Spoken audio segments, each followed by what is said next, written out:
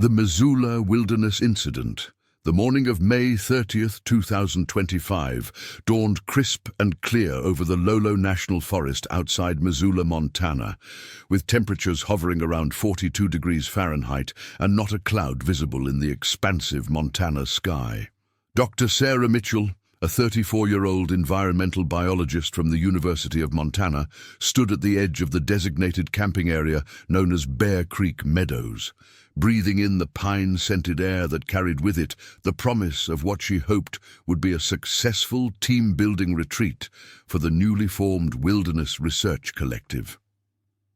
The meadow stretched before her like a green carpet, bordered by towering ponderosa pines and Douglas firs that had stood sentinel over this particular valley for well over a century, their massive trunks bearing the scars of countless seasons and the occasional lightning strike that had carved deep grooves into their bark. Sarah adjusted her worn leather hiking boots and checked her watch for the third time in 10 minutes, noting that it was exactly 7:15 in the morning and that the first members of her research team should be arriving within the hour. She had spent the better part of 3 months planning this retreat, carefully selecting this particular location because of its proximity to known grizzly bear habitat, which would provide her team with excellent opportunities for observational research, while maintaining what she believed to be a safe distance from any potentially dangerous wildlife encounters. The Bear Creek Meadows camping area was located approximately 14 miles northwest of Missoula proper, accessible via a winding gravel road that branched off from Highway 200 and followed the meandering path of Bear Creek itself for roughly 8 miles before terminating at a small parking area that could accommodate no more than 12 vehicles. The research collective consisted of 15 dedicated individuals, each bringing their own specialized expertise to what Sarah hoped would become a groundbreaking long-term study of predator-prey relationships in the northern Rocky Mountain ecosystem. Among the team members was Dr. Marcus Thompson, a 41-year-old wildlife behaviorist who had spent the last 15 years studying large carnivores throughout North America and had published extensively on grizzly bear behavioral patterns in journals such as the North American Journal of Wildlife Management and Conservation Biology.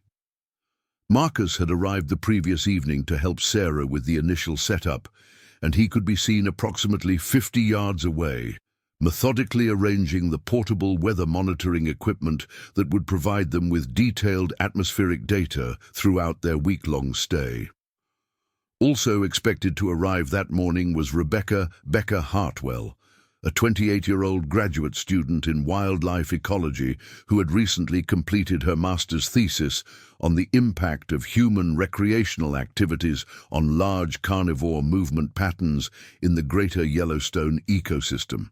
Becker had grown up in rural Alaska and possessed an intimate knowledge of bear behavior that had been earned through years of living in close proximity to bears, proximity to both black bears and grizzlies.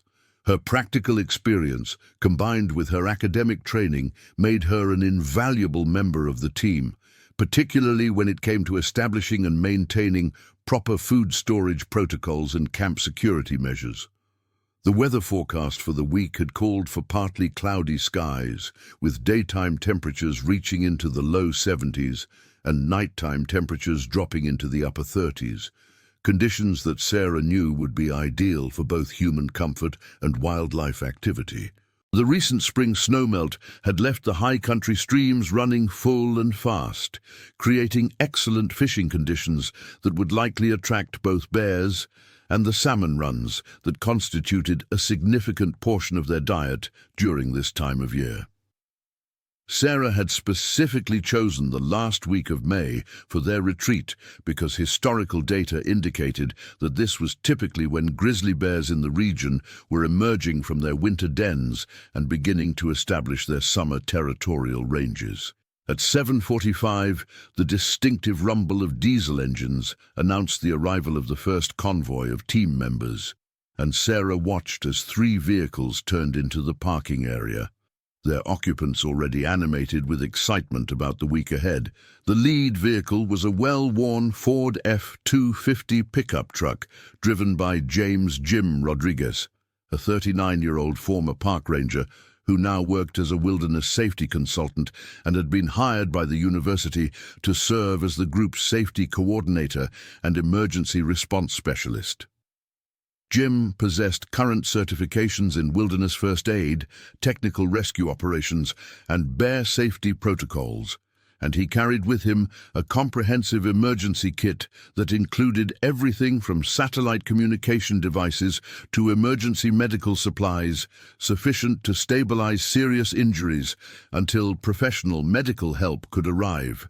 Following closely behind Jim's truck was a silver Toyota Tacoma driven by Dr. Elena Volkov, a 32-year-old researcher who had emigrated from Russia 7 years earlier and had brought with her extensive experience studying brown bears in the Kamchatka Peninsula, where human-bear encounters were far more common and often more dangerous than anything typically encountered in North America. Elena had published several papers on bear attack prevention and survival strategies, and her presence on the team provided them with a level of expertise that Sarah considered absolutely essential for conducting research in active grizzly habitat. The third vehicle was a red Subaru Outback belonging to Michael Mike Chen, a 26-year-old photographer and videographer whose job it would be to document their research activities for both scientific and educational purposes.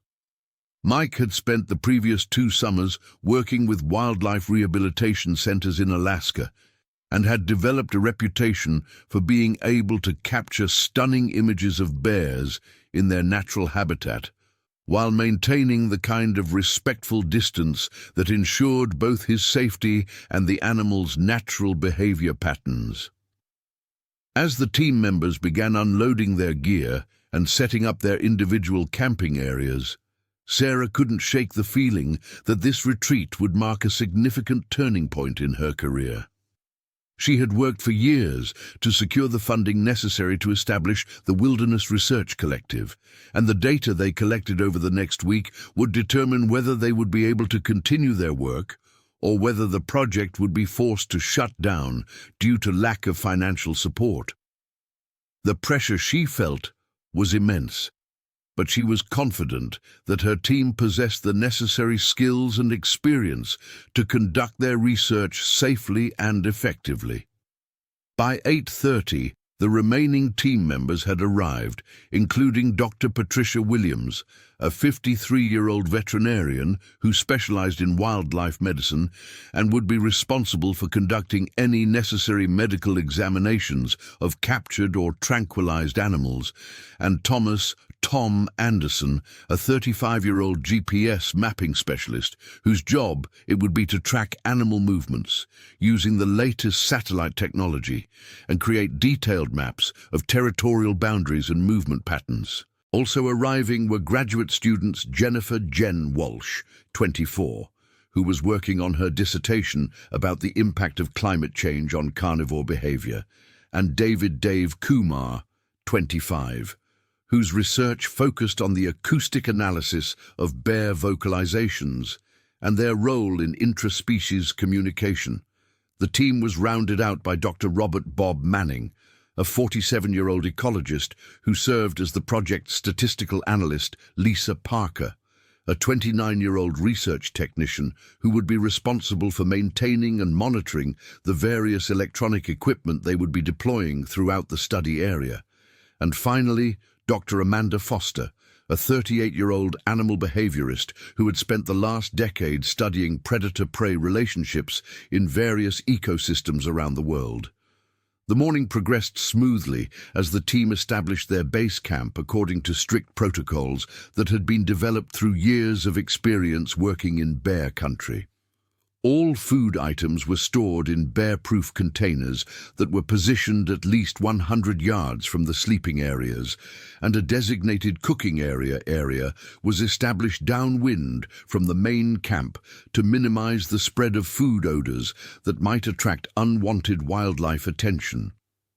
Jim Rodriguez conducted a comprehensive safety briefing that covered everything from proper bear spray deployment techniques to emergency evacuation procedures, and each team member was required to demonstrate their proficiency with the various safety equipment before being allowed to participate in any field research activities. The initial research plan called for the team to spend the first 2 days conducting preliminary surveys of the study area to identify signs of recent bear activity, including tracks, scat, feeding sites, and marking trees. This information would then be used to determine the optimal locations for deploying their motion-activated cameras and other monitoring equipment. Dr. Thompson and Dr. Volkov would lead separate teams in surveying different portions of the study area, while the remaining team members would focus on establishing the base camp and conducting equipment checks to ensure that all of their technology was functioning properly. The Bear Creek drainage system that formed the centerpiece of their study area covered approximately 47 square miles and encompassed a diverse range of habitats, from dense old-growth forest in the upper elevations to open meadows and riparian zones along the creek itself. The area was known to support a healthy population of both black bears and grizzly bears, with recent estimates suggesting that there were at least 6 adult grizzlies using the drainage system as part of their home ranges. The presence of abundant fish runs, berry patches, and seasonal root crops made the area particularly attractive to bears, and the research team hoped to document how these different food sources influenced bear behavior and movement patterns throughout the summer months. As the day progressed, the team settled into their routines with the kind of efficiency that comes from working with experienced professionals. The weather remained clear and calm, with gentle breezes carrying the sounds of running water and bird songs through the forest. The temperature climbed steadily throughout the morning, reaching a comfortable 68 degrees by noon, and the team took advantage of the pleasant conditions to complete the majority of their camp setup tasks ahead of schedule. During lunch, which was prepared and consumed in the designated cooking area according to strict food safety protocols, Dr. Mitchell outlined the research objectives for the coming week and assigned specific responsibilities to each team member. The conversation was animated and enthusiastic, with team members sharing stories from their previous fieldwork experiences and discussing their expectations for the research ahead. There was a palpable sense of excitement and anticipation in the air, and Sarah found herself feeling more optimistic about the project's prospects than she had in months. The afternoon was devoted to equipment testing and familiarization exercises, with particular emphasis on the proper use of bear spray and emergency communication devices. Jim Rodriguez insisted that every team member practice deploying bear spray from various positions and distances, and he stressed the importance of maintaining situational awareness at all times while working in the field.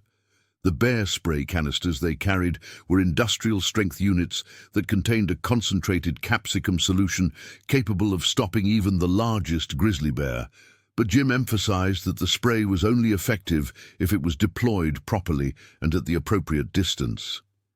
Elena Volkov supplemented Jim's safety briefing with insights from her experience working with brown bears in Russia, where encounters with aggressive bears were more common and often more dangerous than anything typically seen in North America. She described several incidents she had witnessed or been involved in where proper safety protocols had prevented serious injuries or fatalities, and she stressed the importance of remaining calm and following established procedures even in the most stressful situations. As the afternoon wore on, small groups of team members began venturing into the immediate vicinity of the camp to begin preliminary observations and to familiarize themselves with the local terrain. All field activities were conducted in pairs or small groups, with each team carrying radio communication devices and checking in with base camp at predetermined intervals. The initial surveys revealed abundant signs of recent bear activity, including several sets of fresh tracks along the creek bank and multiple trees that showed clear evidence of having been used as scratching posts by large bears. Dr. Thompson discovered a particularly impressive marking tree approximately half a mile upstream from the base camp, a massive ponderosa pine that bore deep claw marks extending from ground level to a height of nearly 9 feet above the ground. The size and depth of the marks suggested that they had been made by an extremely large grizzly bear, and the fresh appearance of some of the scratches indicated that the tree had been used recently, possibly within the last few days.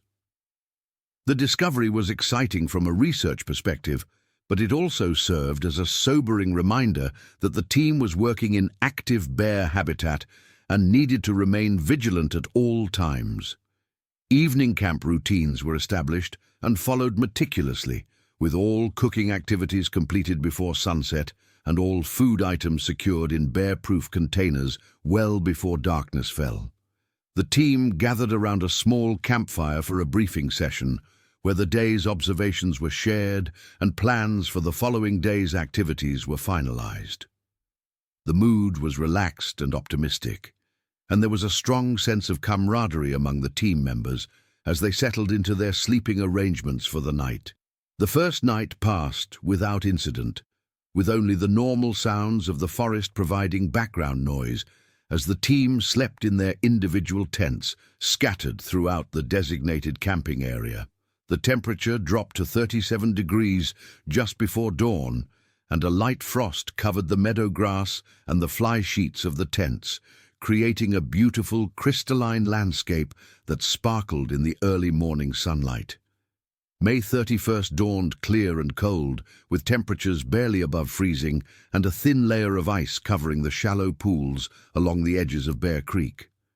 The team was up early, eager to begin their first full day of field research, and the cooking area was bustling with activity as breakfast was prepared and consumed according to the established protocols. The morning meal consisted of hot oatmeal, coffee and dried fruits, all of which were prepared using the designated camp stoves and consumed using the metal camp dishes that would be thoroughly cleaned and stored immediately after the meal. Dr. Thompson and Dr. Volkov led separate teams on the first formal surveys of the study area, with each group covering different sections of the drainage system and focusing on documenting signs of bear activity and identifying optimal locations for camera placement. Sarah joined Dr. Thompson's team, along with Mike Chen, Lisa Parker and Dave Kumar, while Dr. Volkov led a group that included Jennifer Walsh, Tom Anderson, Dr. Williams and Dr. Foster. Jim Rodriguez remained at base camp with Dr. Manning to coordinate communications and serve as emergency backup in case either field team encountered problems. Thompson's team headed upstream along the main branch of Bear Creek, following a well-established game trail that showed clear evidence of regular use by large animals. The trail wound through dense stands of lodgepole pine and Douglas fir, occasionally opening into small meadows where the morning frost still clung to the grass and wildflowers. The creek itself was running high and fast due to recent snowmelt in the higher elevations, and the sound of rushing water provided a constant background noise that made it essential for team members to stay within sight of each other at all times. Approximately 2 miles upstream from base camp, Thompson's team discovered what appeared to be a well-used daybed, a shallow depression in the soft earth beneath a large spruce tree where a bear had obviously spent considerable time resting. The bed was approximately 4 feet in diameter and showed clear impressions where a large animal had lain down, and there were several fresh scat deposits in the immediate vicinity that contained the partially digested remains of fish, berries, and various plant materials. Dr. Thompson collected samples of the scat for later analysis, while Mike Chen documented the site with photographs and video footage that would be used for educational purposes. The discovery of the daybed was significant because it indicated that at least one bear was using this particular area on a regular basis, and the fresh appearance of the sign suggested that the animal had been present within the last few days. Thompson made careful notes about the site's location relative to water sources, food availability, and potential escape routes, information that would be crucial for understanding bear behavior patterns and movement corridors throughout the drainage system. Meanwhile, Dr. Volkov's team was conducting surveys in the lower portion of the drainage, focusing on the areas closest to the established hiking trails that were frequently used by recreational visitors to the forest. This section of the study area presented different challenges and opportunities, as the bears in this region had likely had more exposure to human presence and might exhibit different behavioral patterns as a result. Volkov was particularly interested in documenting how bears modified their behavior in response to human activity, and she hoped to identify specific areas where conflicts between bears and humans were most likely to occur. Volkov's team discovered several sites where bears had been feeding on the abundant huckleberry bushes that grew in the sunny openings created by past forest fires. The berry patches showed clear evidence of recent use, with many bushes stripped of their fruit and the surrounding vegetation trampled by large animals moving through the area. Dr. Foster collected detailed measurements of the feeding sites, including the height at which berries had been harvested and the patterns of vegetation disturbance, information that would help the team understand the size and behavior of the bears using the area. The morning surveys were completed without incident, and both teams returned to base camp for lunch and to share their observations with the rest of the group. The information gathered during the morning activities was encouraging from a research perspective, as it confirmed that the study area supported an active population of bears and provided numerous opportunities for data collection. However, the abundance of fresh bear sign also served as a reminder that the team needed to remain constantly vigilant and follow all safety protocols to the letter. Lunch was followed by a detailed planning session where the morning's discoveries were discussed and decisions were made about camera placement and monitoring schedules for the remainder of the week. Dr. Thompson and Dr. Volkov identified several high-priority locations where motion-activated cameras would be deployed, including the daybed site discovered by Thompson's team and several of the feeding areas documented by Volkov's team. The cameras would be programmed to operate continuously and would provide valuable data about bear activity patterns, timing, and behavior. The afternoon was devoted to camera deployment and equipment setup, with teams working in pairs to install the monitoring devices at the predetermined locations. Each camera installation required careful consideration of factors such as battery life, memory card capacity, detection range, and security measures to prevent theft or damage by wildlife. The cameras were mounted on sturdy metal brackets and positioned at heights that would provide optimal viewing angles while keeping them out of reach of curious bears. The camera installation process was time-consuming and technically demanding, requiring team members to carry heavy equipment over rough terrain while maintaining constant awareness of their surroundings for signs of bear activity. Each installation site was approached cautiously, with team members making noise to avoid surprising any animals that might be in the immediate vicinity. The bear spray canisters were kept readily accessible at all times, and radio check-ins with base camp were conducted at regular intervals throughout the afternoon. By late afternoon, 6 cameras had been successfully installed at strategic locations throughout the study area, and the team had established a monitoring schedule that would allow them to check the devices daily and download data as needed.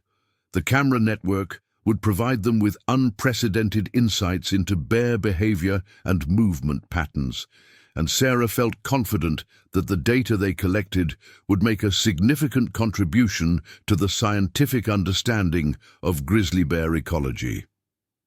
As evening approached, the team once again followed their established routines for food preparation and storage, with all cooking activities completed well before sunset and all food items secured in bear-proof containers. The evening briefing session was particularly animated, as team members shared their excitement about the day's discoveries and discussed their expectations for the data that would soon begin flowing in from the camera network.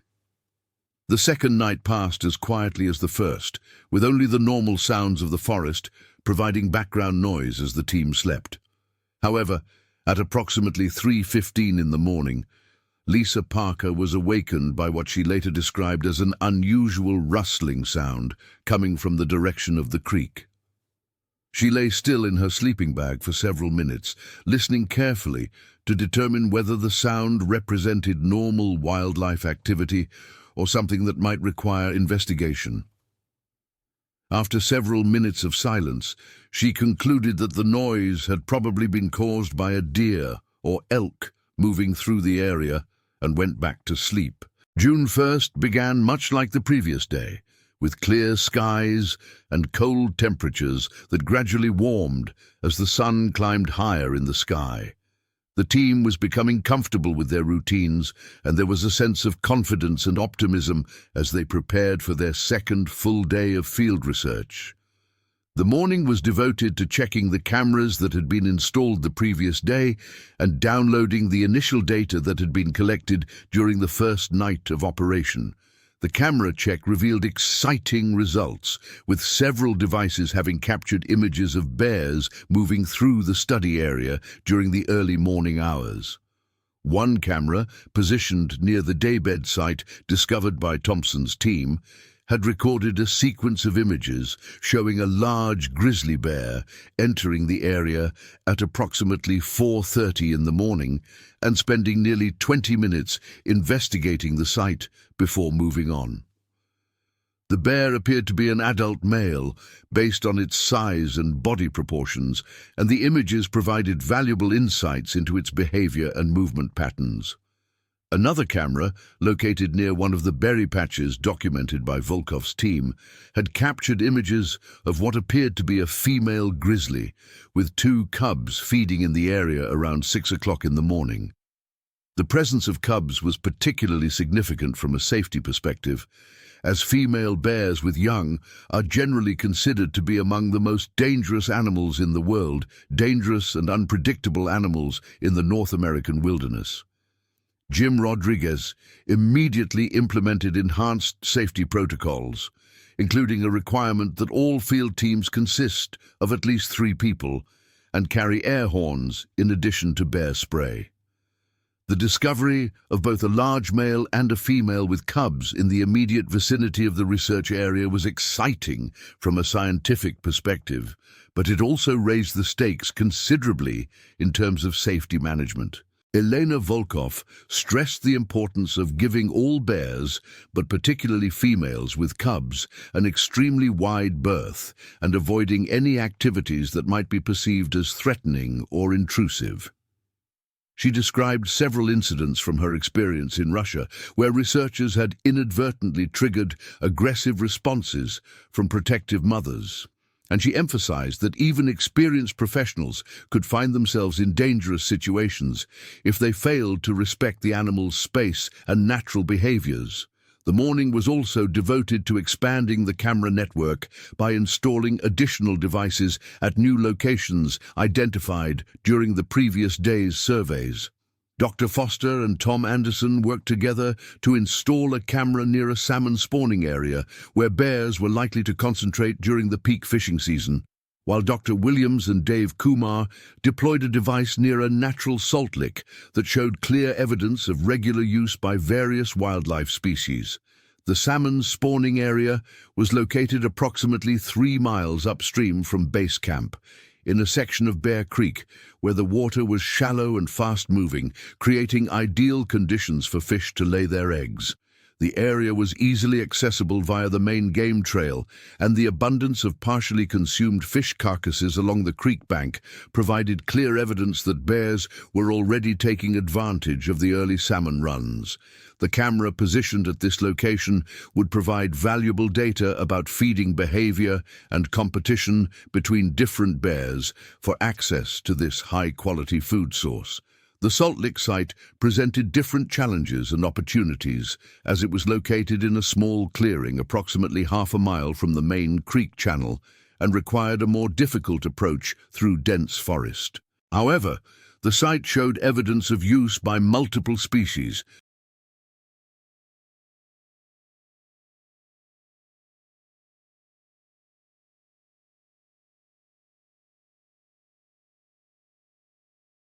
including bears, deer, elk, and various smaller mammals, and the camera positioned there would provide insights into how different animals interacted with each other and shared access to this important resource.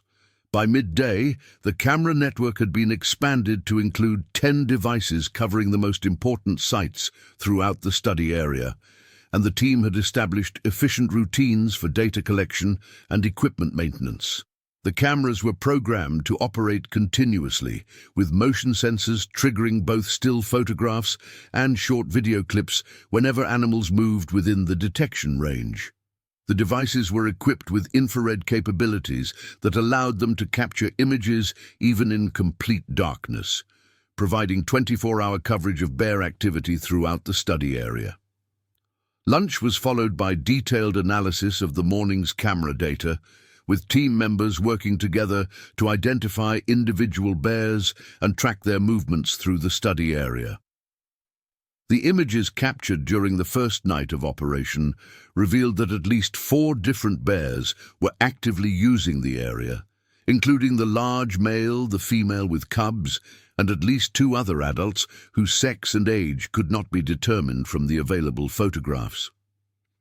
The discovery of such a diverse bear population in the study area was encouraging from a research perspective, but it also underscored the importance of maintaining strict safety protocols at all times. The afternoon was devoted to conducting additional surveys in previously unexplored portions of the study area, with particular emphasis on identifying den sites, travel corridors, and seasonal feeding areas that might not have been apparent during the initial reconnaissance activities. Dr. Thompson led a team that included Mike Chen and Jennifer Walsh on a survey of the upper reaches of the drainage system, where they hoped to locate winter den sites and document how bears transitioned from their winter dormancy to their active summer behaviors. Thompson's team followed the main creek for approximately 4 miles upstream from base camp, traveling through increasingly rugged terrain as they climbed toward the headwaters of the drainage system. The trail became less distinct as they moved away from the areas frequented by recreational visitors, and the team had to navigate carefully through dense underbrush and over fallen logs that blocked their progress. The effort was rewarded when they discovered a series of excavated den sites in a steep hillside overlooking the creek, clear evidence that multiple bears had used the area for winter hibernation. The den sites were located in a south-facing slope that would receive maximum solar exposure during the winter months, and they were positioned well above the creek level to avoid flooding during spring snowmelt. Each den consisted of a carefully excavated chamber approximately 6 feet deep and 4 feet in diameter, with a narrow entrance tunnel that could be easily blocked with vegetation and debris. The engineering involved in creating these structures was impressive, and Thompson spent considerable time documenting the sites with photographs and detailed measurements that would contribute to the scientific understanding of bear denning behavior. Meanwhile, Dr. Volkov led a different team on a survey of the lower portions of the drainage system, focusing on areas where the creek approached established hiking trails and campsites used by recreational visitors. This section of the study area was particularly important from a human-wildlife conflict perspective, as it represented the interface between bear habitat and human recreational activities. Volkov was interested in documenting how bears modified their behavior in response to human presence, and identifying specific areas where conflicts were most likely to occur. Volkov's team discovered several sites where bears had gained access to improperly stored food from recreational campers, including a dismantled campsite where a bear had apparently destroyed a tent and scattered camping equipment in search of food items. The incident had obviously occurred recently, probably within the last week, and it served as a stark reminder of the importance of proper food storage protocols in bear country. Volkov documented the site thoroughly and made note of its location for inclusion in her final report, which would include recommendations for improved campsite management and visitor education programs. The afternoon surveys were completed without direct bear encounters, although both teams discovered abundant fresh sign indicating that bears had been active in all areas of the drainage system within the last few days. The discovery of the den sites was particularly significant, as it provided insights into how bears selected winter habitat and how they transitioned between seasonal activity patterns. The evidence of human-bear conflicts in the lower drainage areas was concerning from a management perspective, but it also provided valuable data about the factors that contributed to problematic interactions between bears and recreational visitors. Evening routines proceeded normally, with all team members returning to base camp before sunset and following the established protocols for food preparation and storage. The day's discoveries were discussed during the evening briefing session, and plans were finalized for the following day's activities. There was a sense of satisfaction among the team members about the progress they were making, and Sarah felt increasingly confident that their research would produce significant and meaningful results. However, as the team settled into their sleeping arrangements for the third night, Jim Rodriguez noted that the wind had shifted during the afternoon and was now blowing from the direction of their cooking area toward the areas where they had documented the heaviest bear activity. He reminded all team members to be particularly vigilant during the night and to report any unusual sounds or disturbances immediately. The weather forecast for the following day called for partly cloudy skies with possible afternoon thunderstorms, conditions that might influence bear behavior and require modifications to their research activities. The third night was more eventful than the previous two, with several team members reporting unusual sounds and disturbances during the early morning hours. At approximately 2:30 in the morning, Dr. Foster was awakened by what she described as heavy footsteps moving around the perimeter of the camping area, and she could hear what sounded like sniffing and huffing sounds coming from the direction of the bear-proof food storage containers. She remained still in her tent and listened carefully for several minutes before the sounds moved away toward the creek. At approximately 4 o'clock in the morning, Tom Anderson reported hearing what he described as a loud crashing sound coming from the forest approximately 100 yards from camp, followed by several minutes of rustling and movement that gradually faded into the distance. The sounds were consistent with a large animal moving rapidly through dense underbrush, and Anderson suspected that it might have been a bear responding to the presence of another bear, or possibly reacting to some other disturbance in the area. Despite the nocturnal disturbances, the morning of June 2nd began normally, with the team following their established routines for breakfast preparation and equipment checks. However, a careful inspection of the camping area revealed several sets of large bear tracks in the soft earth around the food storage containers, confirming that at least one bear had indeed investigated the camp during the night. The tracks appeared to belong to the same large male that had been photographed by the cameras, based on their size and distinctive claw marks, and they provided clear evidence that the bear was becoming increasingly bold in its approach to human facilities. Jim Rodriguez decided to implement additional safety measures in response to the evidence of nocturnal bear activity, including a requirement that all team members sleep with their bear spray readily accessible and that a rotating watch schedule be established to provide continuous monitoring of the camp throughout the night. He also decided to relocate the food storage containers to a position even farther from the sleeping areas and to establish additional noise-making devices around the perimeter of the camp to deter curious bears from approaching too closely. The morning camera check revealed even more dramatic evidence of bear activity throughout the study area, with multiple devices having captured extensive footage of bears moving through their detection zones during the night.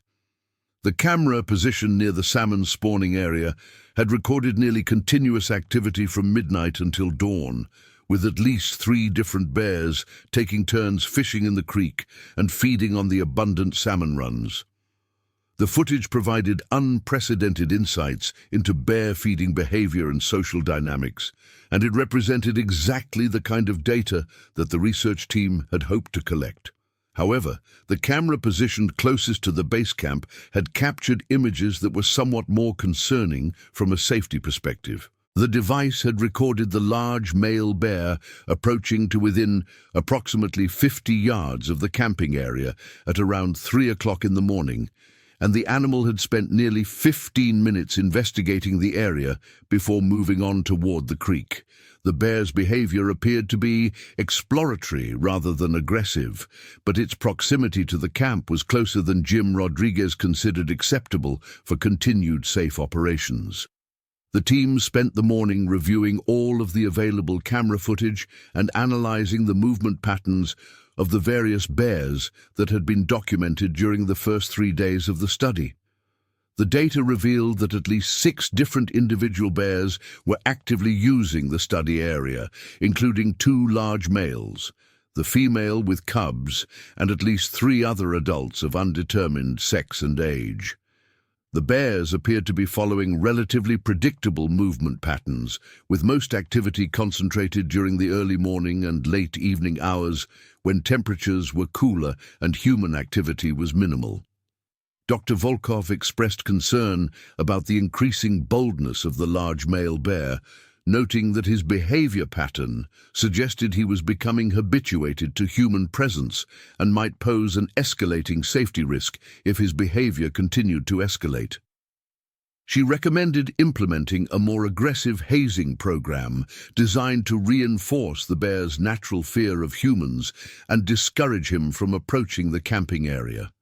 The hazing would involve making loud noises and deploying bear spray whenever the animal was observed in the vicinity of the camp, activities that would need to be coordinated carefully to avoid accidentally provoking an aggressive response. Eleanor's recommendations were discussed extensively during the morning planning session, with team members weighing the potential benefits of hazing against the risks involved in deliberately confronting a large grizzly bear. Jim Rodriguez expressed support for the hazing approach, but insisted that any such activities be conducted only by the most experienced team members and only under carefully controlled conditions, with multiple backup personnel standing ready to provide assistance if needed. The afternoon was devoted to implementing Eleanor's hazing recommendations and to continuing the expansion of the camera network to cover additional areas of the study area. Dr. Thompson and Jim Rodriguez worked together to establish a series of noise-making devices around the perimeter of the camp, including air horns and metal clangers that could be activated remotely if bears approached too closely during the night. The devices were positioned to create overlapping fields of coverage and were tested extensively to ensure that they would function properly when needed. Meanwhile, Dr. Volkov and Dr. Foster worked with Mike Chen to deploy additional cameras in areas where bear activity had been heaviest during the previous night. The new camera positions were selected to provide better coverage of the main travel corridors used by bears moving through the study area, and they were positioned to capture detailed footage of bear behavior and interactions with other wildlife species. The expanded camera network would provide the research team with comprehensive monitoring capabilities covering nearly the entire study area. The afternoon activities proceeded without incident, although team members reported observing what appeared to be bear scat and tracks that had not been present during the morning inspections of the same areas. The fresh sign suggested that bears were continuing to move through the study area during daylight hours, a pattern that was somewhat unusual and might indicate that the animals were experiencing some form of stress or disturbance that was affecting their normal behavior patterns. As evening approached, the team once again followed their established routines for food preparation and storage, but with the additional security measures that had been implemented in response to the previous night's bear activity. The noise-making devices were activated and tested, and team members were reminded of the importance of keeping their bear spray readily accessible throughout the night. The evening briefing session focused on reviewing the safety protocols and ensuring that all team members understood their roles and responsibilities in the event of a bear encounter. The weather during the late afternoon had become increasingly unsettled, with dark clouds building to the west and occasional rumbles of thunder, indicating that the predicted storms might be approaching. The barometric pressure was dropping steadily, and the wind had picked up considerably, creating conditions that Jim Rodriguez knew could influence bear behavior in unpredictable ways. He decided to implement a more conservative approach to evening activities, with all team members remaining in close proximity to the base camp and avoiding any unnecessary movement through the surrounding forest. As darkness fell, the team settled into their sleeping arrangements with a heightened sense of awareness about the potential for bear activity during the night.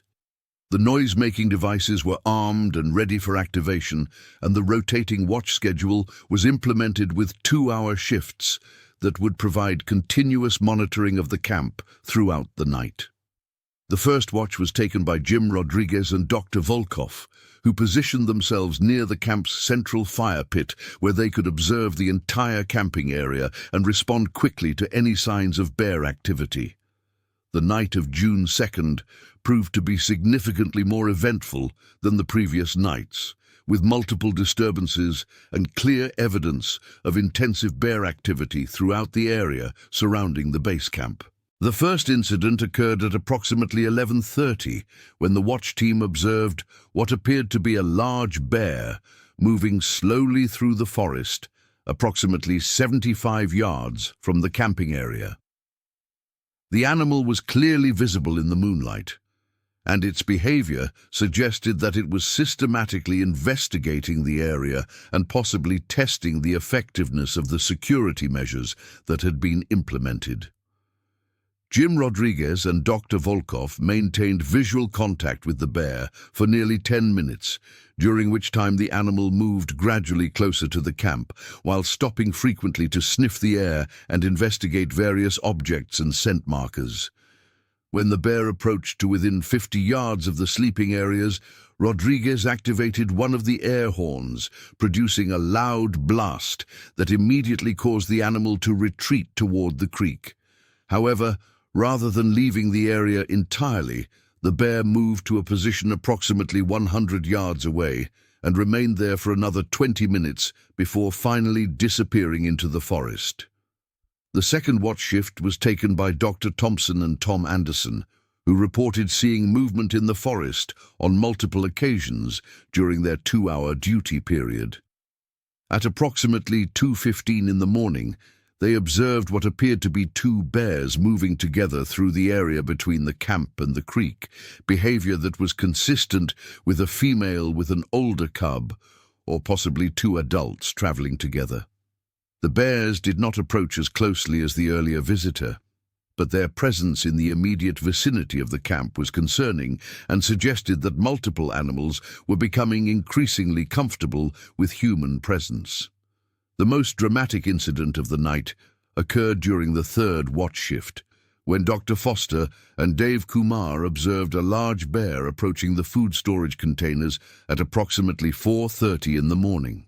The animal moved with obvious confidence and familiarity, suggesting that it might have been the same individual that had visited the camp on previous nights.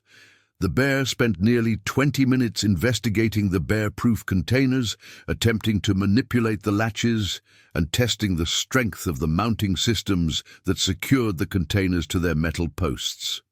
Dr. Foster activated multiple noise-making devices in an attempt to drive the bear away from the food storage area, but the animal showed remarkable persistence and appeared to be largely unaffected by the loud sounds.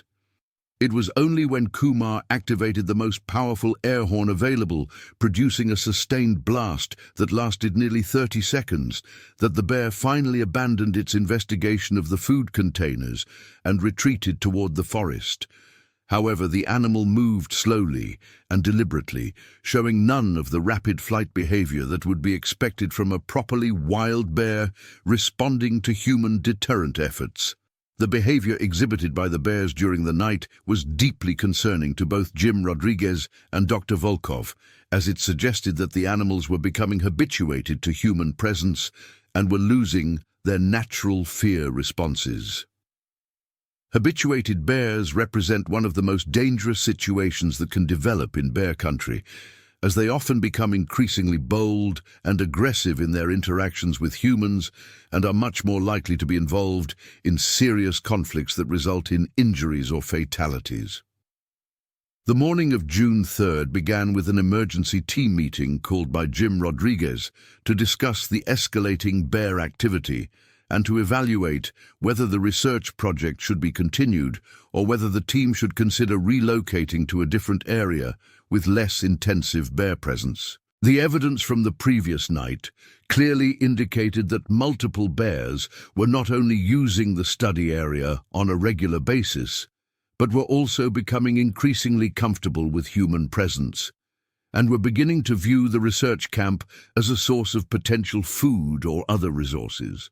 Dr. Volkov presented a detailed analysis of the bear behavior that had been observed during the first 3 nights, noting that the pattern of increasing boldness and persistence was consistent with the early stages of habituation that she had observed in problem bears in other locations. She explained that once bears began to associate human presence with potential food sources, their behavior typically escalated rapidly until they became actively aggressive in their attempts to access human facilities and resources. The team discussion was lengthy and at times heated, with some members arguing that the valuable research opportunities presented by the concentration of bear activity outweighed the safety risks, while others supported Jim Rodriguez's recommendation that the project be relocated to a safer location.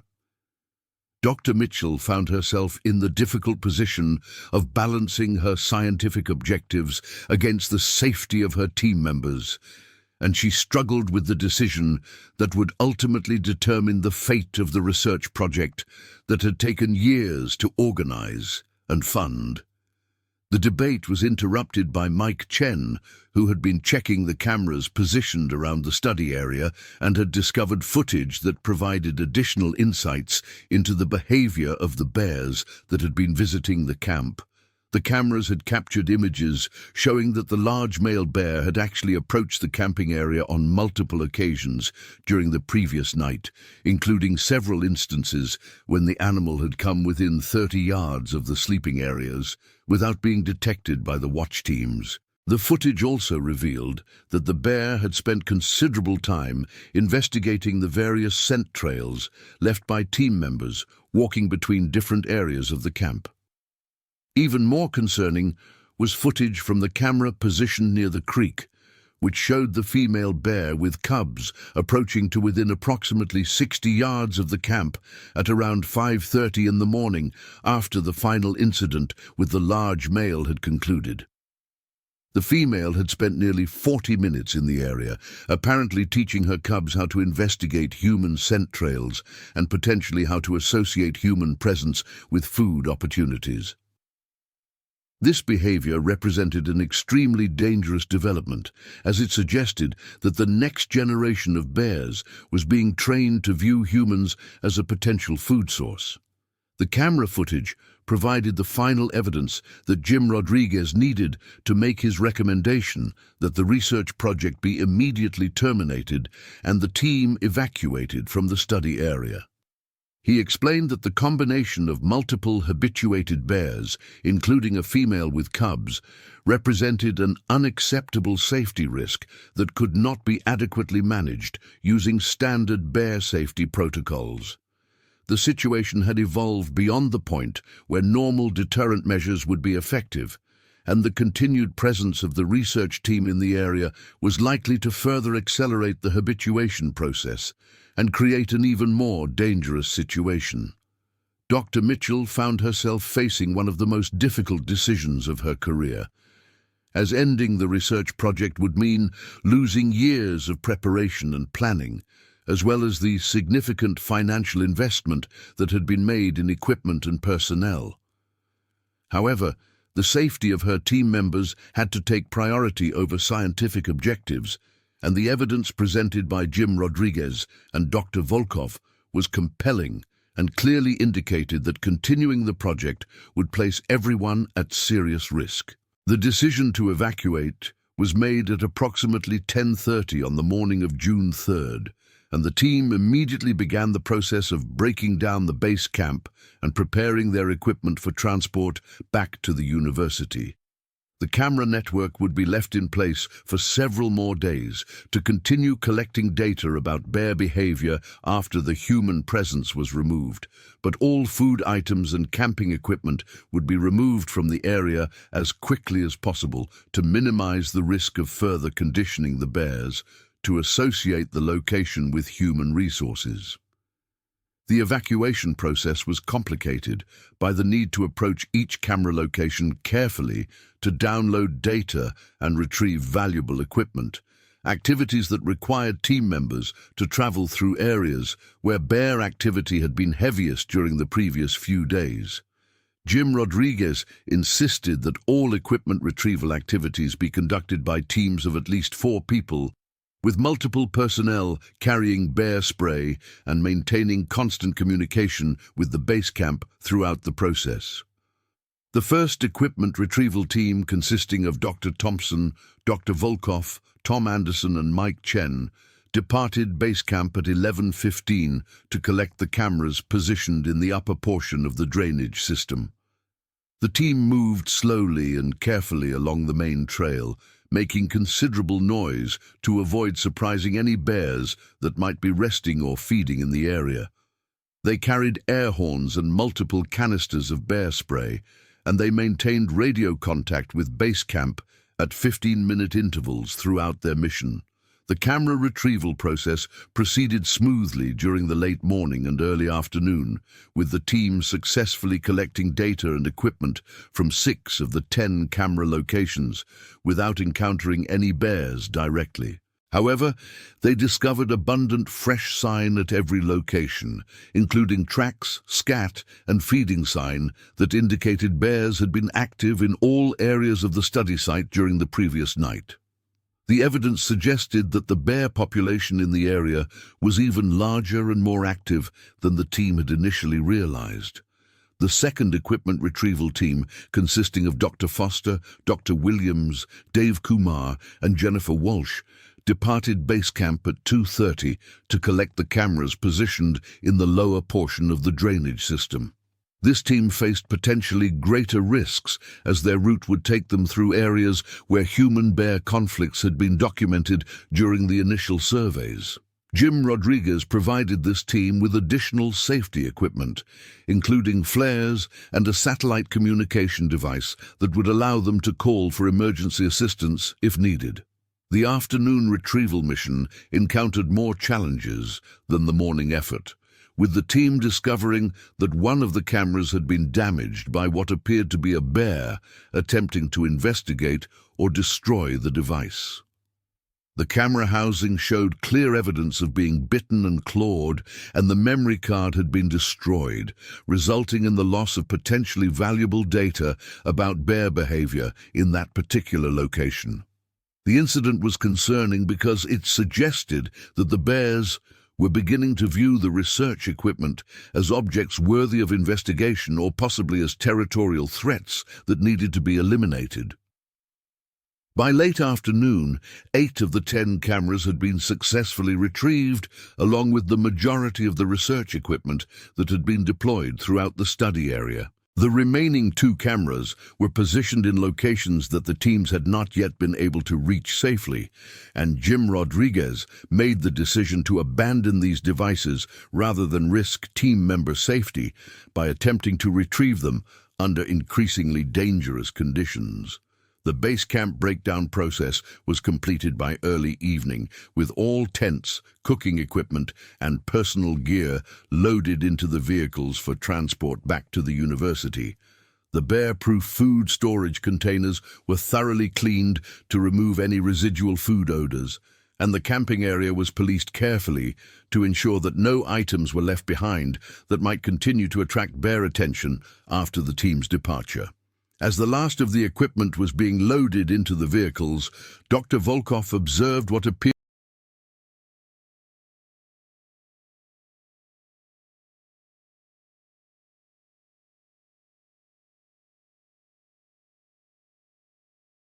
to be the large male bear watching the evacuation activities from a position approximately 150 yards away in the forest.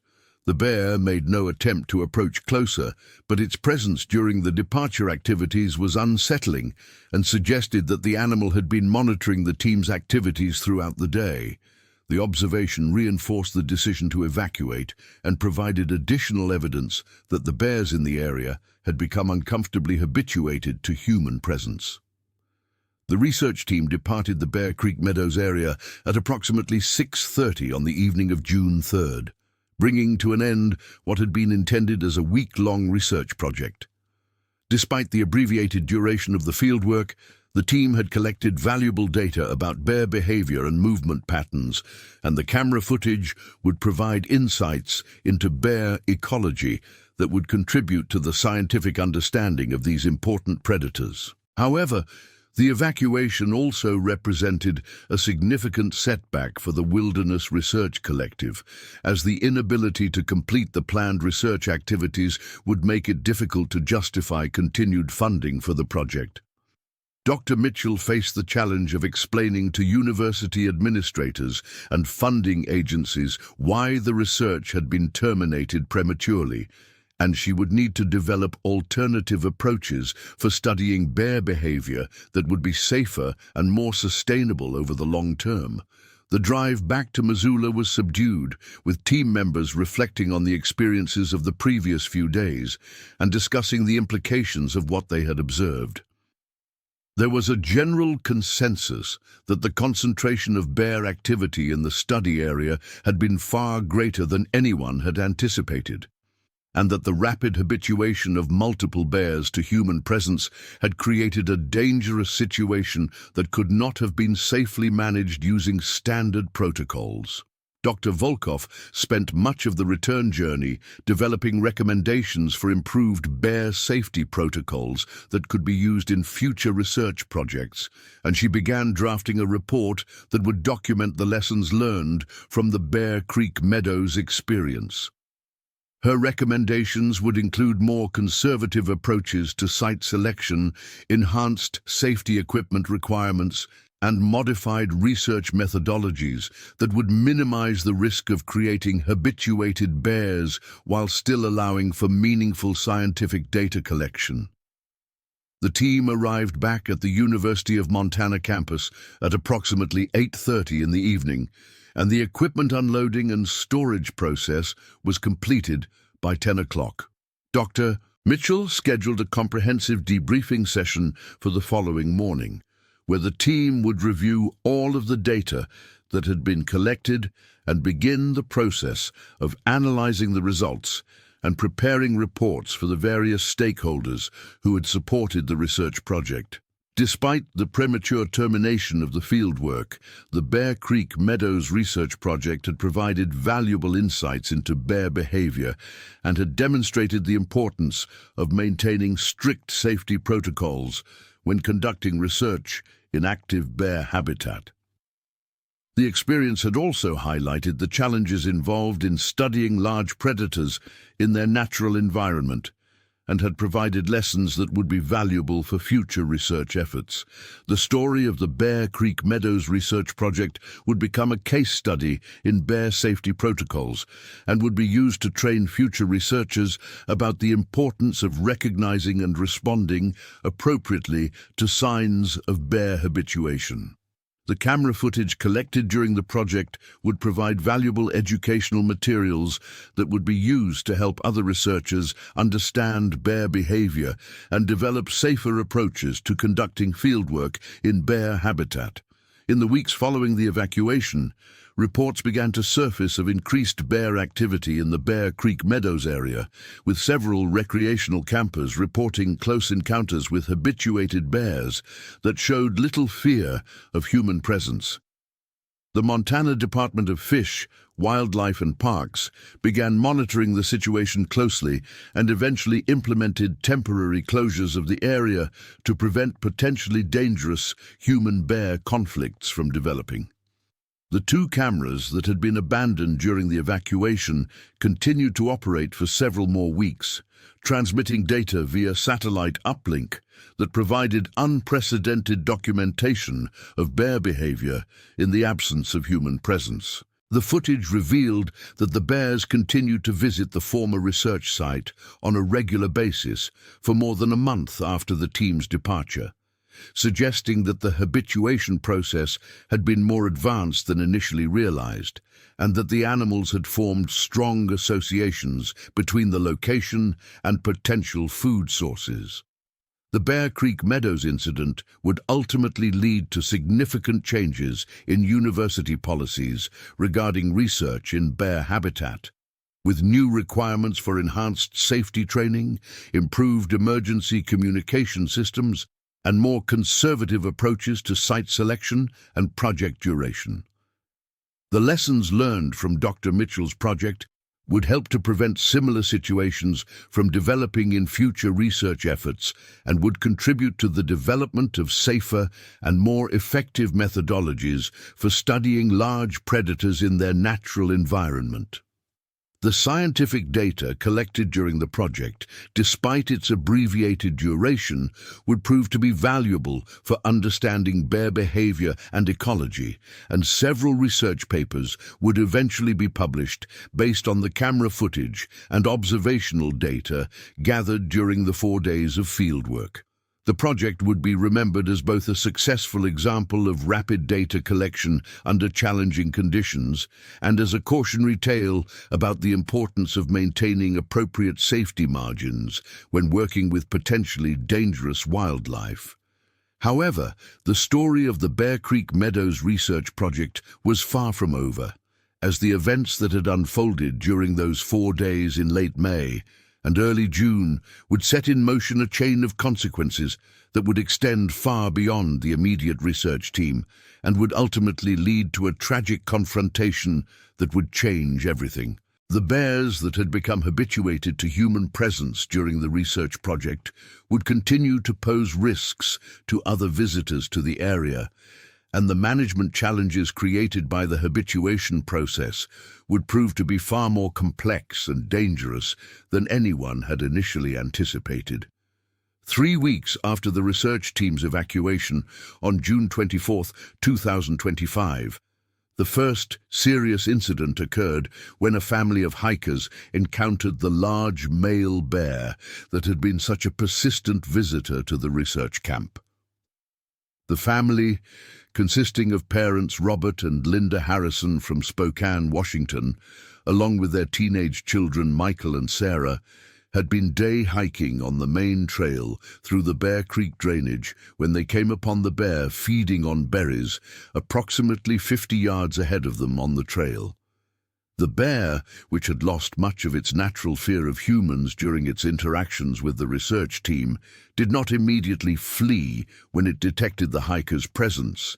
Instead, the animal continued feeding while occasionally looking up to observe the humans, behavior that was completely contrary to what would be expected from a properly wild grizzly bear. Robert Harrison, who had considerable experience hiking in bear country, immediately recognized that the situation was dangerous and began to slowly back away while making soft verbal sounds to identify his family as humans rather than potential prey.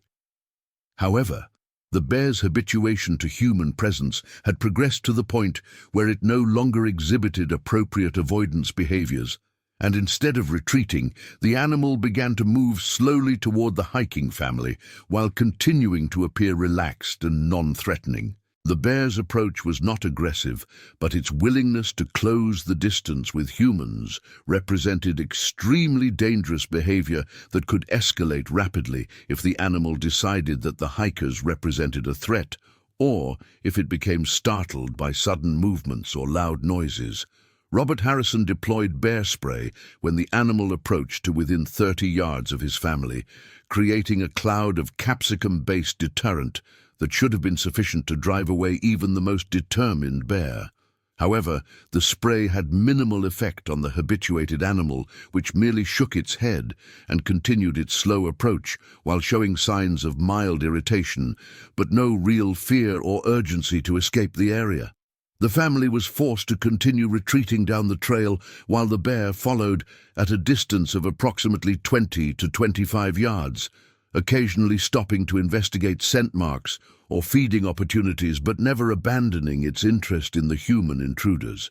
The situation continued for nearly half a mile before the bear finally lost interest and wandered off into the forest, leaving the Harrison family badly shaken but physically unharmed. The incident was reported immediately to the Montana Department of Fish, Wildlife and Parks, and wildlife officials began developing plans for capturing and relocating the habituated bear before more serious encounters could occur. However, the remote location of the Bear Creek drainage made it difficult to deploy the necessary equipment for a safe capture operation, and the presence of multiple other bears in the area complicated efforts to identify and target the specific individual that was causing problems. On July 2nd, 8 days after the Harrison family incident, a second encounter occurred when two backpackers, James Peterson and Maria Santos, both graduate students at the University of Washington, encountered what appeared to be the same male bear while camping at a designated backcountry site, approximately 2 miles from the location of the original research camp. The bear approached their campsite during the early evening hours while the backpackers were preparing dinner, and it showed obvious interest in their food preparation activities. Peterson and Santos followed proper bear safety protocols by immediately securing all food items in bear-proof containers and backing away from their camp to give the bear space to investigate the area without feeling threatened by human presence. However, the bear's response to their actions was far from typical, as the animal proceeded to systematically investigate every aspect of their campsite, including their tent, backpacks, and cooking equipment, while showing no inclination to leave the area. The bear spent nearly 2 hours thoroughly investigating the campsite, while the backpackers waited at a safe distance, hoping that the animal would eventually lose interest and move on. During this time, the bear demonstrated remarkable problem-solving abilities as it attempted to access the bear-proof food containers, testing various approaches and showing the kind of persistence that is typically associated with bears that have learned to associate human campsites with food rewards. When darkness began to fall and the bear showed no signs of leaving the area, Peterson and Santos were faced with the difficult decision of whether to abandon their campsite and attempt to hike out in the dark, or to spend the night without shelter while the bear occupied their camping area. They chose to hike out, using headlamps to navigate the trail system in darkness while the bear continued to investigate their abandoned campsite behind them. The July 2nd incident prompted Montana wildlife officials to implement an emergency closure of the entire Bear Creek drainage area, preventing public access while plans were developed for addressing the habituated bear problem. However, the closure came too late to prevent the tragic events that would unfold just 4 days later, when a group of adult visitors to the area would encounter not just the problematic male bear, but also the female with cubs that had been documented during the original research project.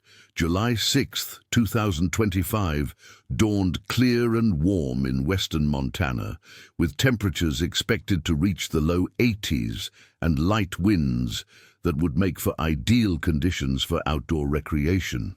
Despite the official closure of the Bear Creek drainage area, a group of 5 adults from Missoula had decided to access the area via an unofficial trail that approached from the east side of the drainage system, bypassing the closed main access point and allowing them to reach their intended camping destination without encountering law enforcement personnel.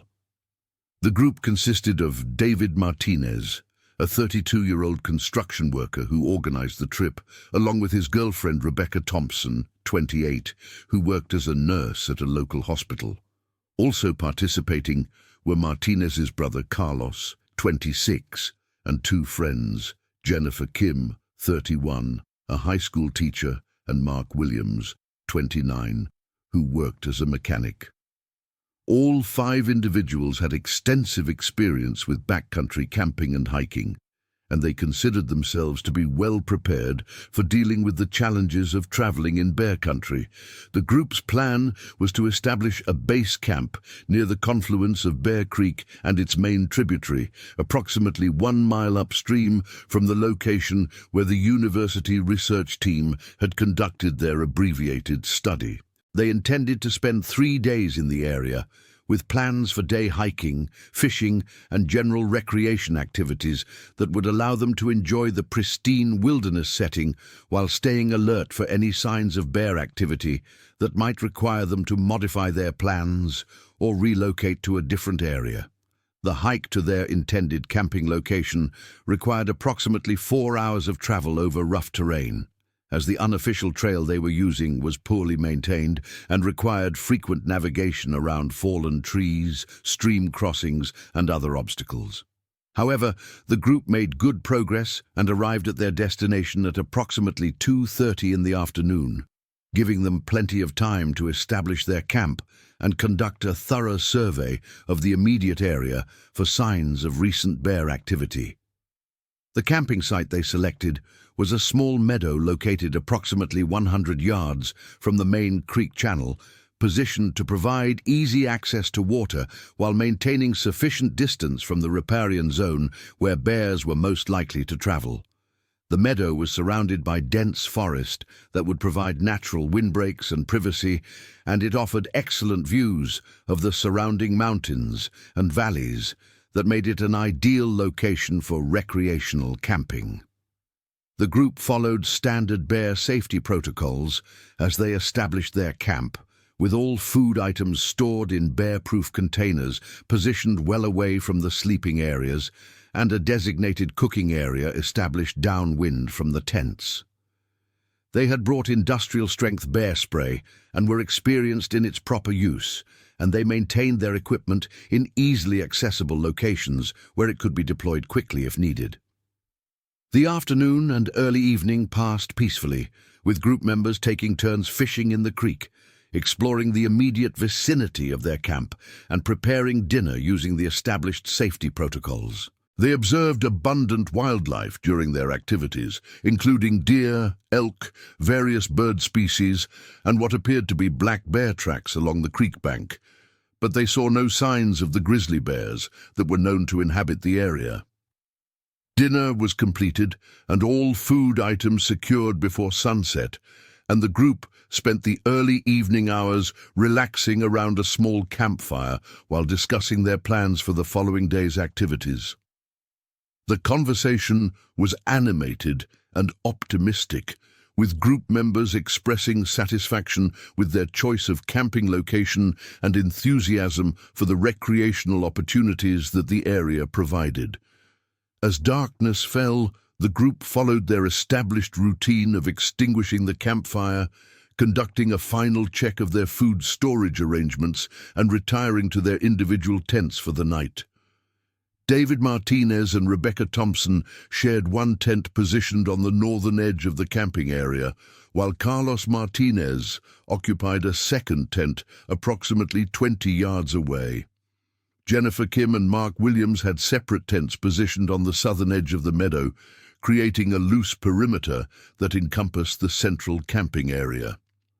The first indication that something was wrong came at approximately 11:45, when Rebecca Thompson was awakened by what she later described as a low huffing sound coming from somewhere outside their tent. She lay still for several minutes, listening carefully to determine whether the sound represented normal wildlife activity or something that might require investigation. After several minutes of silence, she concluded that the noise had probably been caused by wind in the trees and attempted to go back to sleep. However, at approximately 12:15, Thompson was again awakened, this time by what she clearly recognized as the sound of something large moving around the perimeter of their camping area. She could hear the distinctive sound of heavy footsteps moving slowly through the forest, occasionally stopping for extended periods before continuing to move around their camp in what appeared to be a systematic pattern of investigation. Thompson woke Martinez and whispered to him about the sounds she had been hearing, and both of them lay still in their sleeping bags while listening carefully to the activities outside their tent. After several minutes, they could clearly hear what sounded like sniffing and huffing sounds coming from the direction of their food storage containers, indicating that whatever was investigating their camp had discovered the location where their food items were secured. Martinez quietly retrieved his bear spray from the position where he had placed it next to his sleeping bag, and he carefully unzipped a small section of their tent's entrance to allow him to observe the area around their camp. What he saw in the moonlight was the unmistakable silhouette of an extremely large bear investigating their food storage area, moving with the kind of confidence and familiarity that indicated the animal had previous experience with human camping equipment. The bear spent nearly 20 minutes systematically investigating every aspect of their food storage system, testing the latches on the bear-proof containers, and attempting to manipulate the mounting posts that secured the containers to the ground. The animal's behavior was methodical and persistent, showing none of the caution or fear that would be expected from a properly wild bear encountering human facilities for the first time. Martinez whispered to Thompson that they should remain still and quiet until the bear finished its investigation and moved on, hoping that the animal would eventually lose interest in their camp and return to the forest. However, instead of leaving after completing its investigation of the food storage area, the bear began a systematic exploration of the entire camping area, moving slowly from tent to tent while sniffing and occasionally making soft vocalizations that suggested curiosity rather than aggression. When the bear approached to within approximately 10 feet of their tent, Martinez decided that he needed to take action to discourage the animal from coming closer. He began making soft verbal sounds designed to identify himself as human while avoiding any sudden movements or loud noises that might startle the bear and trigger an aggressive response. His efforts had the desired effect of causing the bear to stop its approach, but rather than retreating, the animal simply stood its ground and continued to observe their tent with obvious interest. The standoff continued for nearly 30 minutes, with Martinez maintaining a steady stream of soft vocalizations, while the bear remained in position approximately 10 feet from their tent. During this time, Thompson used her cell phone to send text messages to the other members of their group, alerting them to the presence of the bear and instructing them to remain quiet and still until the animal moved away from their camping area. The situation began to escalate at approximately 1:30 in the morning, when the bear apparently lost patience with the passive confrontation and began to move closer to Martinez and Thompson's tent. The animal's approach was slow and deliberate, suggesting curiosity rather than aggression, but its willingness to close the distance with humans represented extremely dangerous behavior that could not be safely tolerated. When the bear approached to within 6 feet of their tent, Martinez made the decision to deploy his bear spray through the partially open tent entrance, creating a cloud of capsicum-based deterrent that should have been sufficient to drive away even the most determined animal. However, the spray had minimal effect on the habituated bear, which merely shook its head and stepped back a few feet before resuming its investigation of their tent. The failure of the bear spray to deter the animal was deeply alarming, as it indicated that the bear had progressed beyond the point where normal deterrent measures would be effective. Martinez realized that they were dealing with a habituated animal that had lost its natural fear of humans and might become increasingly bold and potentially dangerous if it continued to be allowed to investigate their camp without consequences. Martinez decided to escalate his deterrent efforts by making louder vocalizations and banging on metal camping equipment to create noise that might be more effective in driving the bear away. However, his efforts had the opposite of the intended effect, as the sudden loud noises appeared to startle the animal and trigger what wildlife experts would later describe as a defensive response. The bear's behavior changed dramatically in response to Martinez's noise-making efforts, shifting from curious investigation to obvious agitation and defensive posturing. The animal began making louder vocalizations, including huffing and jaw-popping sounds that are typically associated with stressed or threatened bears, and it began moving in an agitated manner around the immediate vicinity of their tent. At this point, Martinez realized that his efforts to deter the bear had actually made the situation more dangerous, and he instructed Thompson to prepare for the possibility that they might need to abandon their tent and seek refuge elsewhere in the camping area. However, before they could implement any escape plan, the situation deteriorated rapidly when the bear apparently decided that their tent represented some form of threat that needed to be investigated more aggressively.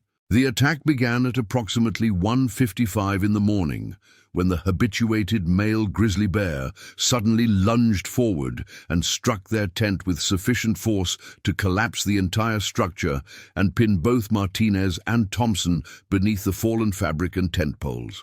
The impact was tremendous, and both individuals were immediately disoriented and struggling to free themselves from the tangle of camping equipment, while the bear continued its assault on what it apparently perceived as a threatening object.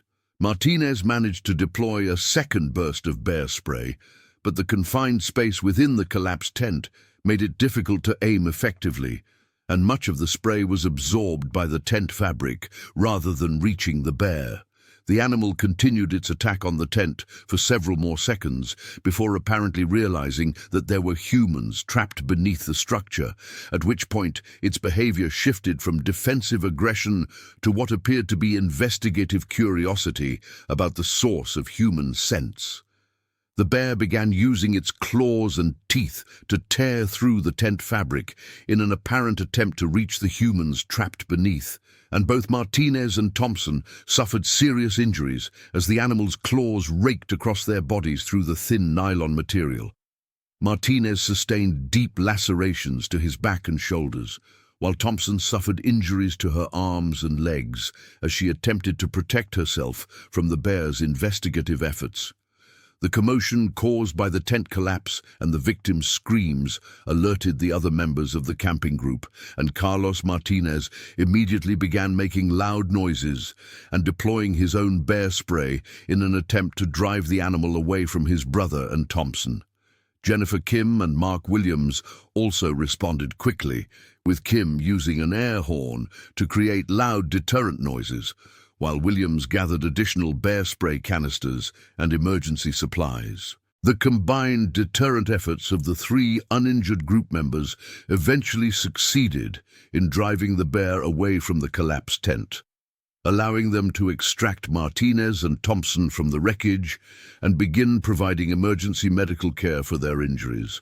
However, the bear did not leave the immediate area, instead retreating to a position approximately 50 yards away, where it remained visible in the moonlight and continued to observe the rescue activities with obvious interest. Carlos Martinez immediately activated the satellite emergency beacon that the group had brought for emergency communications, transmitting a distress signal that would alert rescue authorities to their location and the nature of their emergency.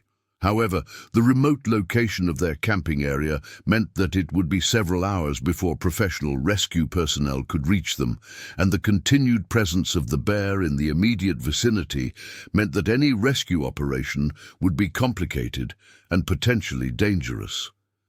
Jennifer Kim, who had first aid training from her work as a high school teacher, took charge of providing medical care for the injured pair, while the other group members established a security perimeter and monitored the bear's activities.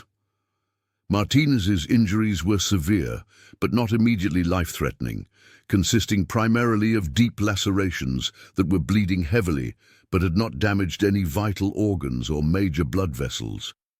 Thompson's injuries were somewhat less severe, but she was suffering from shock and required immediate attention to prevent her condition from deteriorating. The group worked through the night to provide emergency medical care while maintaining constant vigilance for any renewed bear activity. The animal remained in the vicinity of their camp throughout the early morning hours, occasionally moving through the forest but never straying far from the area where the attack had occurred.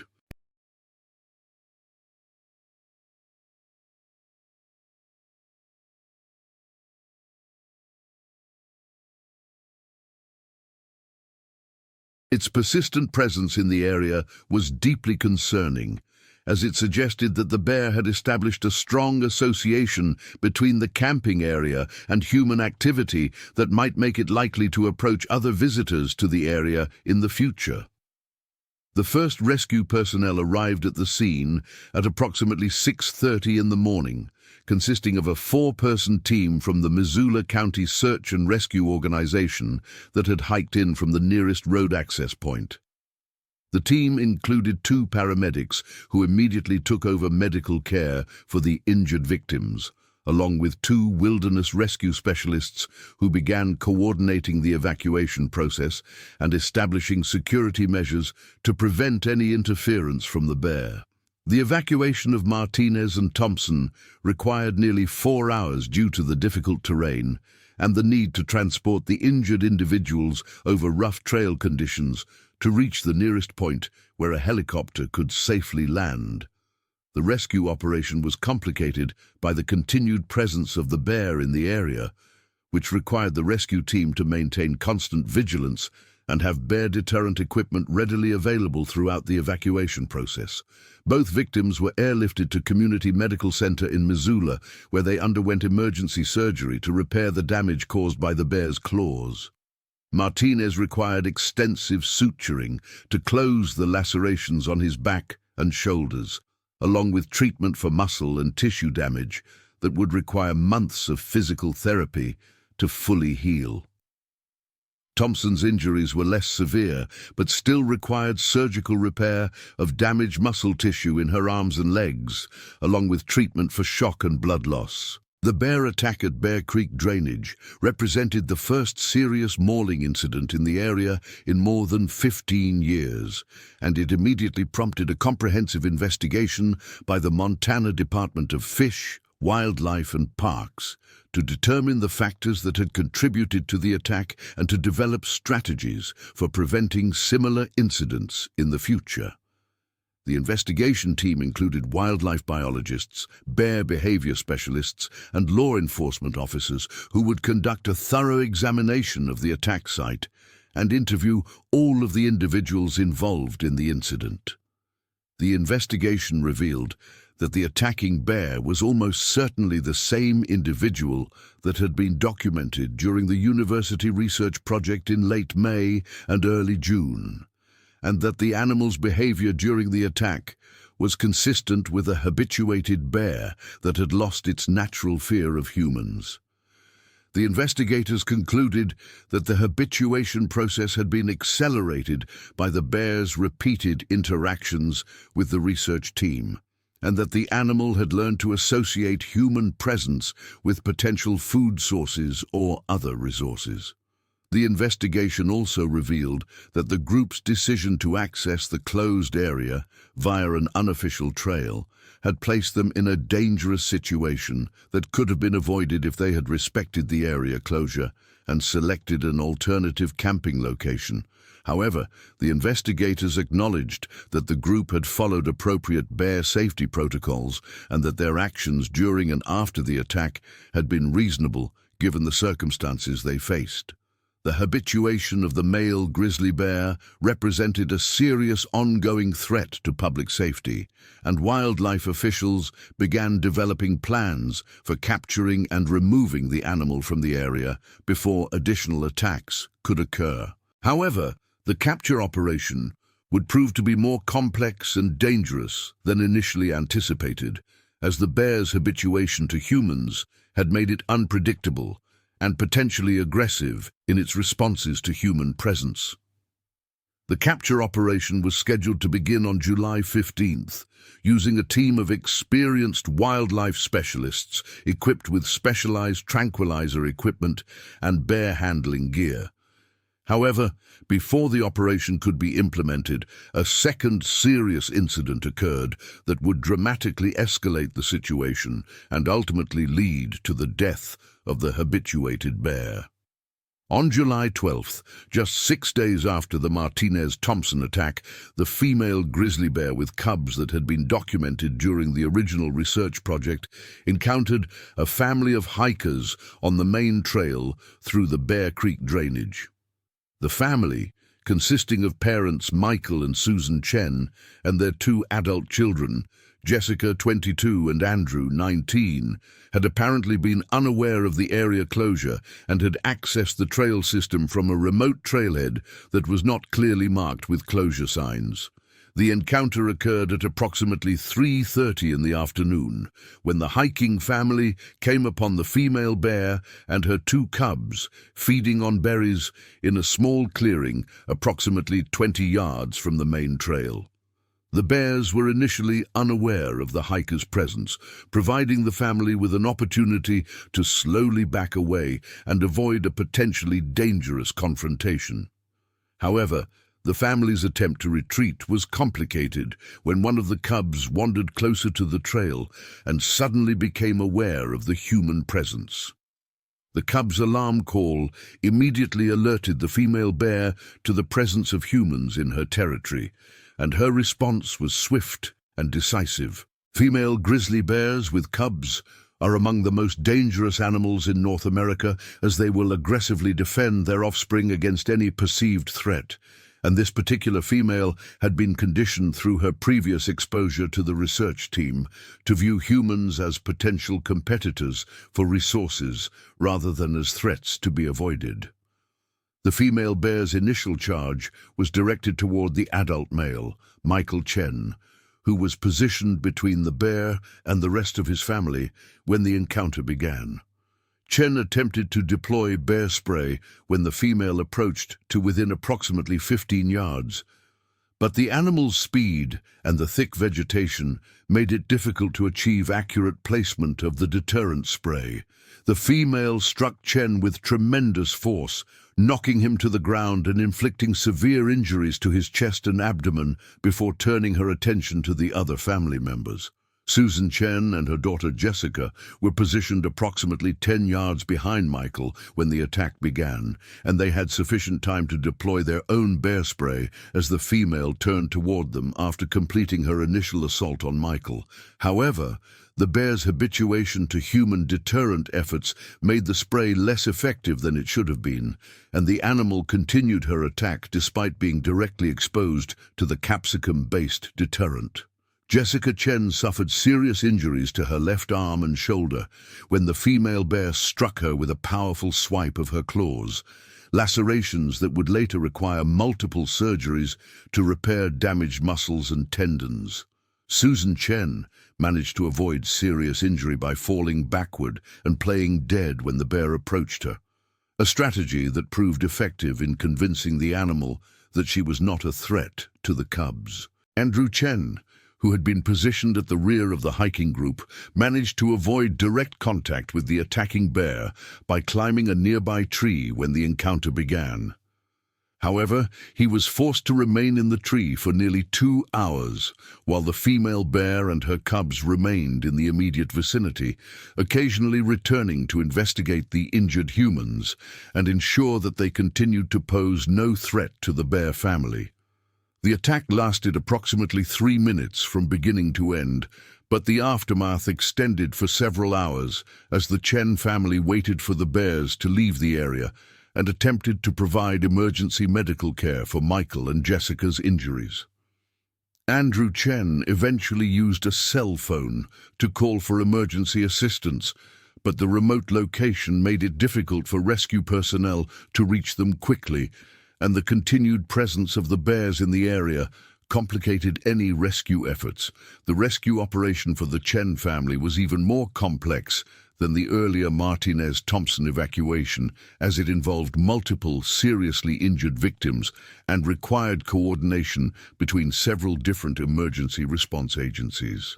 The first rescue personnel to reach the scene were members of a helicopter-based medical team that was able to land in a nearby meadow approximately half a mile from the attack site.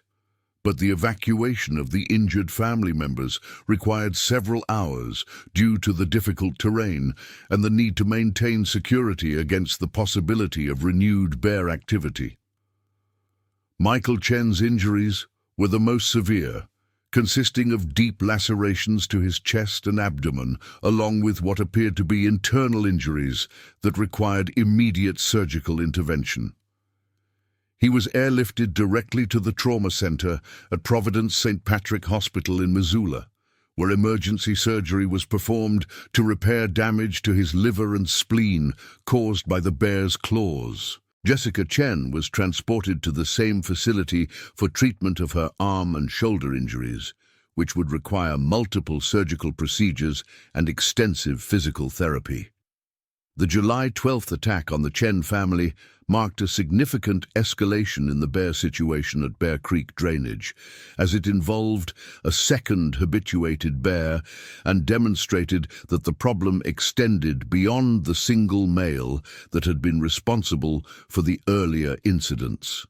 The female bear's willingness to attack humans in defense of her cubs, combined with her apparent lack of appropriate fear responses to human deterrent efforts, represented an even more serious threat to public safety than the habituated male. Wildlife officials immediately accelerated their plans for addressing the bear problem, with a decision made to implement lethal control measures against both the male and female bears, rather than attempting capture and relocation procedures that might not be effective given the animal's advanced state of habituation. The decision was controversial and drew criticism from animal rights groups and some wildlife conservationists. But officials argued that the bear's behavior represented an unacceptable threat to public safety that could not be adequately addressed through non-lethal means. The lethal control operation was implemented on July 16th using a team of experienced wildlife specialists equipped with high-powered rifles and supported by helicopter surveillance to locate and track the target animals. The operation was successful in eliminating the male bear, which was located and shot at approximately 10:30 in the morning while investigating the site where the Martinez-Thompson attack had occurred 4 days earlier. However, the female bear and her cubs proved to be more elusive, and the control team was unable to locate them during the initial operation. The female was eventually tracked down and eliminated on July 20th, but her cubs, which were deemed too young to survive on their own, were captured and transported to a wildlife rehabilitation facility where they would be raised in captivity before being relocated to a different area when they reached maturity. The elimination of the habituated bears brought an end to the immediate threat to public safety in the Bear Creek drainage area. But the incidents had broader implications for wildlife management policies and research practices throughout the region. The investigation into the causes of the bear habituation process revealed that the university research project had inadvertently contributed to the problem by creating conditions that allowed multiple bears to become comfortable with human presence and to associate human activities with potential food sources. The findings of the investigation led to significant changes in university policies regarding research in bear habitat, with new requirements for enhanced safety protocols, modified research methodologies, and more conservative approaches to site selection and project duration. The incident also prompted the development of new guidelines for recreational use of bear habitat, with improved signage, enhanced closure procedures, and better education programs designed to help visitors understand and avoid potentially dangerous situations. Dr. Sarah Mitchell, who had led the original research project, found herself at the center of a controversial debate about the balance between scientific research objectives and wildlife conservation concerns. While she was not held legally responsible for the subsequent bear attacks, the incident had a profound impact on her career and led her to modify her research focus to emphasize non-intrusive observation methods that would minimize the risk of creating habituated wildlife. The Bear Creek drainage area remained closed to public access for the remainder of the 2025 season, with wildlife officials conducting ongoing monitoring to ensure that no other bears in the area had been affected by the habituation process. The area was eventually reopened to limited recreational use in 2026, but with enhanced safety requirements and more restrictive regulations designed to prevent similar incidents from occurring in the future. The victims of the bear attacks faced long and difficult recovery processes, with some individuals requiring multiple surgeries and months of physical therapy to address their injuries. David Martinez and Rebecca Thompson both made full recoveries from their physical injuries, but they continued to experience psychological trauma related to their bear encounter for several years after the incident. Michael and Jessica Chen's injuries were more severe, and both individuals required extensive rehabilitation and ongoing medical care to address the long-term effects of their encounter with the female grizzly. The Bear Creek drainage incident became a case study in human-wildlife conflict management and was extensively analyzed by researchers, wildlife managers, and safety experts throughout North America. The incident highlighted the complex interactions between scientific research, wildlife behavior, and public safety, and it provided valuable lessons about the importance of maintaining appropriate protocols when conducting activities in wildlife habitat. The story of the Bear Creek drainage bears served as a sobering reminder of the power and unpredictability of large predators, and it underscored the importance of maintaining respectful distance and appropriate caution when operating in bear country. The incident also demonstrated how quickly wildlife behavior can be modified by human activities, and how the consequences of habituation can extend far beyond the initial research or recreational activities that created the problem. In the years following the incident, the Bear Creek drainage area slowly returned to its natural state, with new generations of bears establishing territories and following normal behavior patterns that included appropriate avoidance of human presence. The lessons learned from the 2025 incidents continued to influence wildlife management practices throughout the region, and the enhanced safety protocols developed in response to the attacks helped to prevent similar tragedies from occurring at other research sites and recreational areas. The Bear Creek drainage incident stands as one of the most significant human-bear conflict events in recent Montana history, and its impact extended far beyond the immediate victims and the wildlife involved. The incident served as a catalyst for important discussions about the balance between human activities and wildlife conservation, and it led to meaningful improvements in safety protocols and management practices that continue to benefit both researchers and recreational visitors to bear habitat throughout the northern Rocky Mountains. The next stories. Kodiak Bear Mauls, 77-year-old retired teacher in backyard. June 15th, 2025. Helen Margaret Wright had always believed that 23 years of teaching fourth grade at Kodiak Elementary School had prepared her for anything life could throw at her. But as she knelt among the purple lupines in her backyard garden on the morning of June 15th, 2025, adjusting her well-worn gardening gloves and breathing in the crisp Alaskan air that carried the scent of wild roses and sea salt, she had no way of knowing that in less than 4 hours, she would become the center of the most brutal bear attack in Kodiak Island's recorded history. An attack so savage and unexpected that it would fundamentally alter how the residents of this remote Alaskan community viewed their relationship with the massive Kodiak brown bears that had roamed these lands for thousands of years. The morning had begun like countless others in Helen's carefully structured retirement routine, with the 77-year-old former educator rising at precisely 6:30 a.m. in her modest two-bedroom home at 1247 Spruce Creek Road, a quiet residential street that wound through the older section of Kodiak, where homes built in the 1970s and 1980s sat on large lots carved from the dense Sitka spruce forest that dominated much of the island's interior.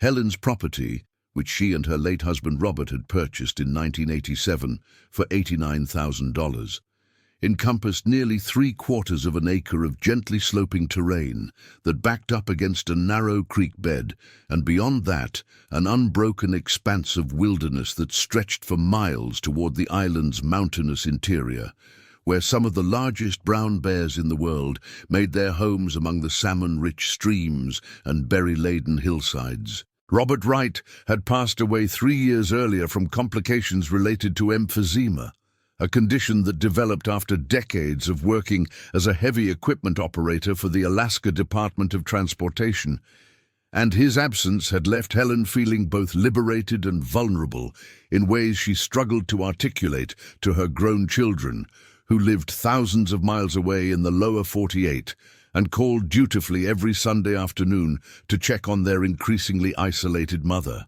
Sarah Wright Peterson, Helen's eldest daughter at 52, worked as a nurse practitioner in Portland, Oregon, and had been gently pressuring her mother to consider moving to a retirement community near her family, especially after Robert's death had left Helen alone on a property that required constant maintenance and sat in an area where encounters with wildlife were not uncommon.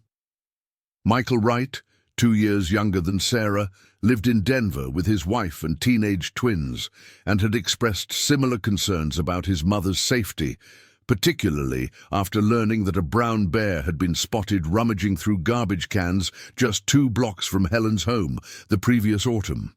But Helen Wright was not a woman easily swayed by the concerns of others, even her beloved children, and she had politely but firmly dismissed their suggestions about relocating, explaining that Kodiak Island had been her home for nearly 4 decades, and that she had no intention of abandoning the garden she and Robert had spent so many years cultivating, the neighborhood where she knew every resident by name, and the community where she had touched the lives of hundreds of students who still stopped to chat with her whenever they encountered her at the grocery store or post office.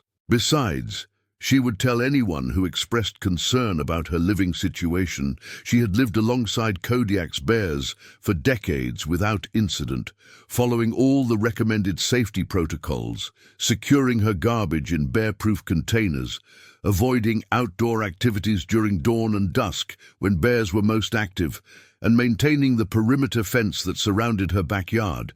even though the 4-foot-high barrier was designed more to keep her small garden safe from rabbits and other small creatures than to deter a determined brown bear. On this particular Saturday morning, Helen had awakened feeling unusually energetic and optimistic, perhaps because the weather forecast called for 3 consecutive days of sunshine, a rarity during Kodiak's notoriously unpredictable summer season when rain and fog were far more common than clear skies. She had made her usual breakfast of steel-cut oats with fresh blueberries that she picked from bushes along the hiking trail near her home, accompanied by strong black coffee that she brewed in the same Mr. Coffee machine she and Robert had received as a wedding gift 47 years earlier. While eating, she had reviewed her handwritten list of weekend tasks, which included weeding the flower beds, pruning the roses that grew along the south side of her house, replanting the marigolds that hadn't survived the late frost 2 weeks earlier, and preparing the soil for the tomato seedlings she planned to purchase at Harlow's Hardware later that afternoon. The property at 1247 Spruce Creek Road was considered one of the most beautiful lots in the Spruce Creek neighborhood, situated on a corner where the main road curved gently toward the northeast and intersected with a smaller gravel lane called Bear Creek Trail, a name that Helen had always found charmingly ironic rather than ominous.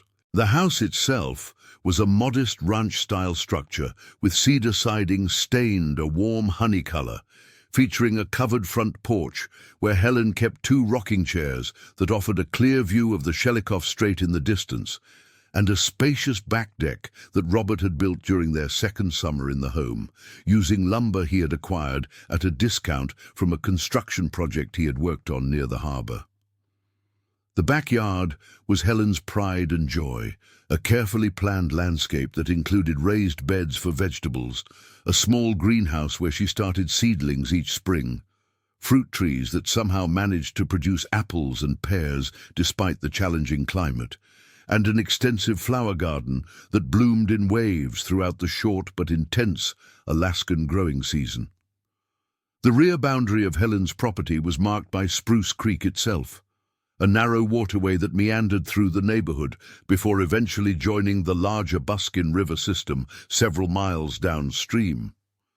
During salmon runs, the creek attracted brown bears who would wade into the shallow water to catch fish, and while Helen had occasionally spotted bears from her kitchen window during these feeding periods, they had always remained on the far side of the creek, seemingly content to focus on fishing rather than exploring the residential area. The creek was bordered by a dense thicket of devil's club, wild roses, and young spruce trees that created a natural barrier between the wilderness and the developed portion of the neighborhood, though wildlife biologists had often noted that such barriers were largely psychological, providing little actual deterrent to animals as large and powerful as Kodiak brown bears. Helen's immediate neighbors included the Morrison family to the east, where 43-year-old contractor James Morrison lived with his wife Linda and their 2 teenage daughters, and the elderly Peterson couple to the west, 81-year-old former fisherman Eric Peterson and his wife Astrid, who at 78 was just 1 year older than Helen and had become her closest friend on the island. The Petersons had emigrated from Norway in the 1960s, and Eric's fishing career had given him an intimate knowledge of Kodiak's wildlife patterns, including the behavior of the island's estimated 3,500 brown bears, the densest population of these massive predators anywhere in the world. Eric often shared stories about encounters with bears during his fishing expeditions, describing the animals with a mixture of respect and wariness that came from decades of coexistence, and he had frequently reminded Helen to be especially cautious during the late spring and early summer months, when bears emerge from hibernation with voracious appetites and unpredictable temperaments. The Saturday morning routine that would ultimately lead to tragedy began unremarkably at 8:15 a.m., when Helen stepped out onto her back deck wearing her favorite gardening outfit.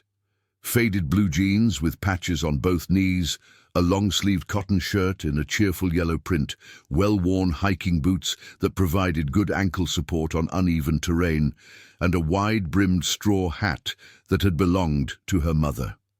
The temperature was a pleasant 62 degrees Fahrenheit with light winds from the southwest, and the sky was a brilliant blue, punctuated by high, wispy clouds that suggested the good weather would hold for several hours.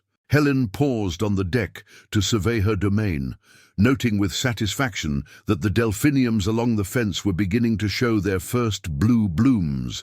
The peonies were developing the fat buds that would soon explode into massive pink and white flowers, and the wild iris that grew in the wetter areas near the creek were displaying their distinctive purple petals in abundance. What Helen could not see from her vantage point on the deck, and what would not be discovered until hours later when Alaska State Troopers and wildlife biologists conducted their investigation, was that approximately 200 yards upstream along Spruce Creek, a massive male Kodiak brown bear, designated as bear number 47 by the Alaska Department of Fish and Game, had established a temporary feeding territory around a beaver dam where salmon were congregating in unusually large numbers due to recent heavy rains that had raised water levels throughout the watershed. This bear, estimated by biologists to weigh approximately 1,100 pounds and stand 9 feet tall when rearing on his hind legs, was a mature adult in his prime, probably between 12 and 15 years old, with the scarred muzzle and torn ears that indicated a long history of conflicts with other bears and possibly human encounters that had taught him to associate residential areas with easily accessible food sources. Bear number 47 had been fitted with a radio collar 3 years earlier after being captured and relocated following a series of incidents in which he had broken into cabins and destroyed property while searching for food. But the collar had stopped transmitting signals approximately 18 months ago, leading wildlife officials to assume that the device had malfunctioned or been damaged, a common occurrence with bears that spent considerable time in dense vegetation and rocky terrain. Unknown to the authorities, the bear had actually managed to remove the collar by rubbing it against trees and rocks, a behavior that demonstrated both intelligence and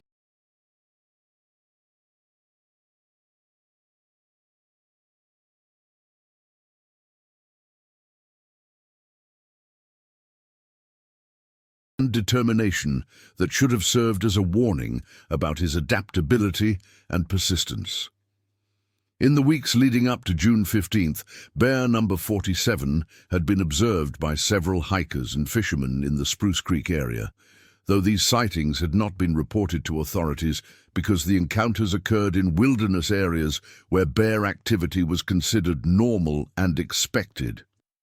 The bear's presence in the immediate vicinity of Helen Wright's property was the result of several factors that would later be analyzed extensively by wildlife biologists and behavioral experts, attempting to understand how such a tragic encounter had occurred in what was considered a relatively safe residential area.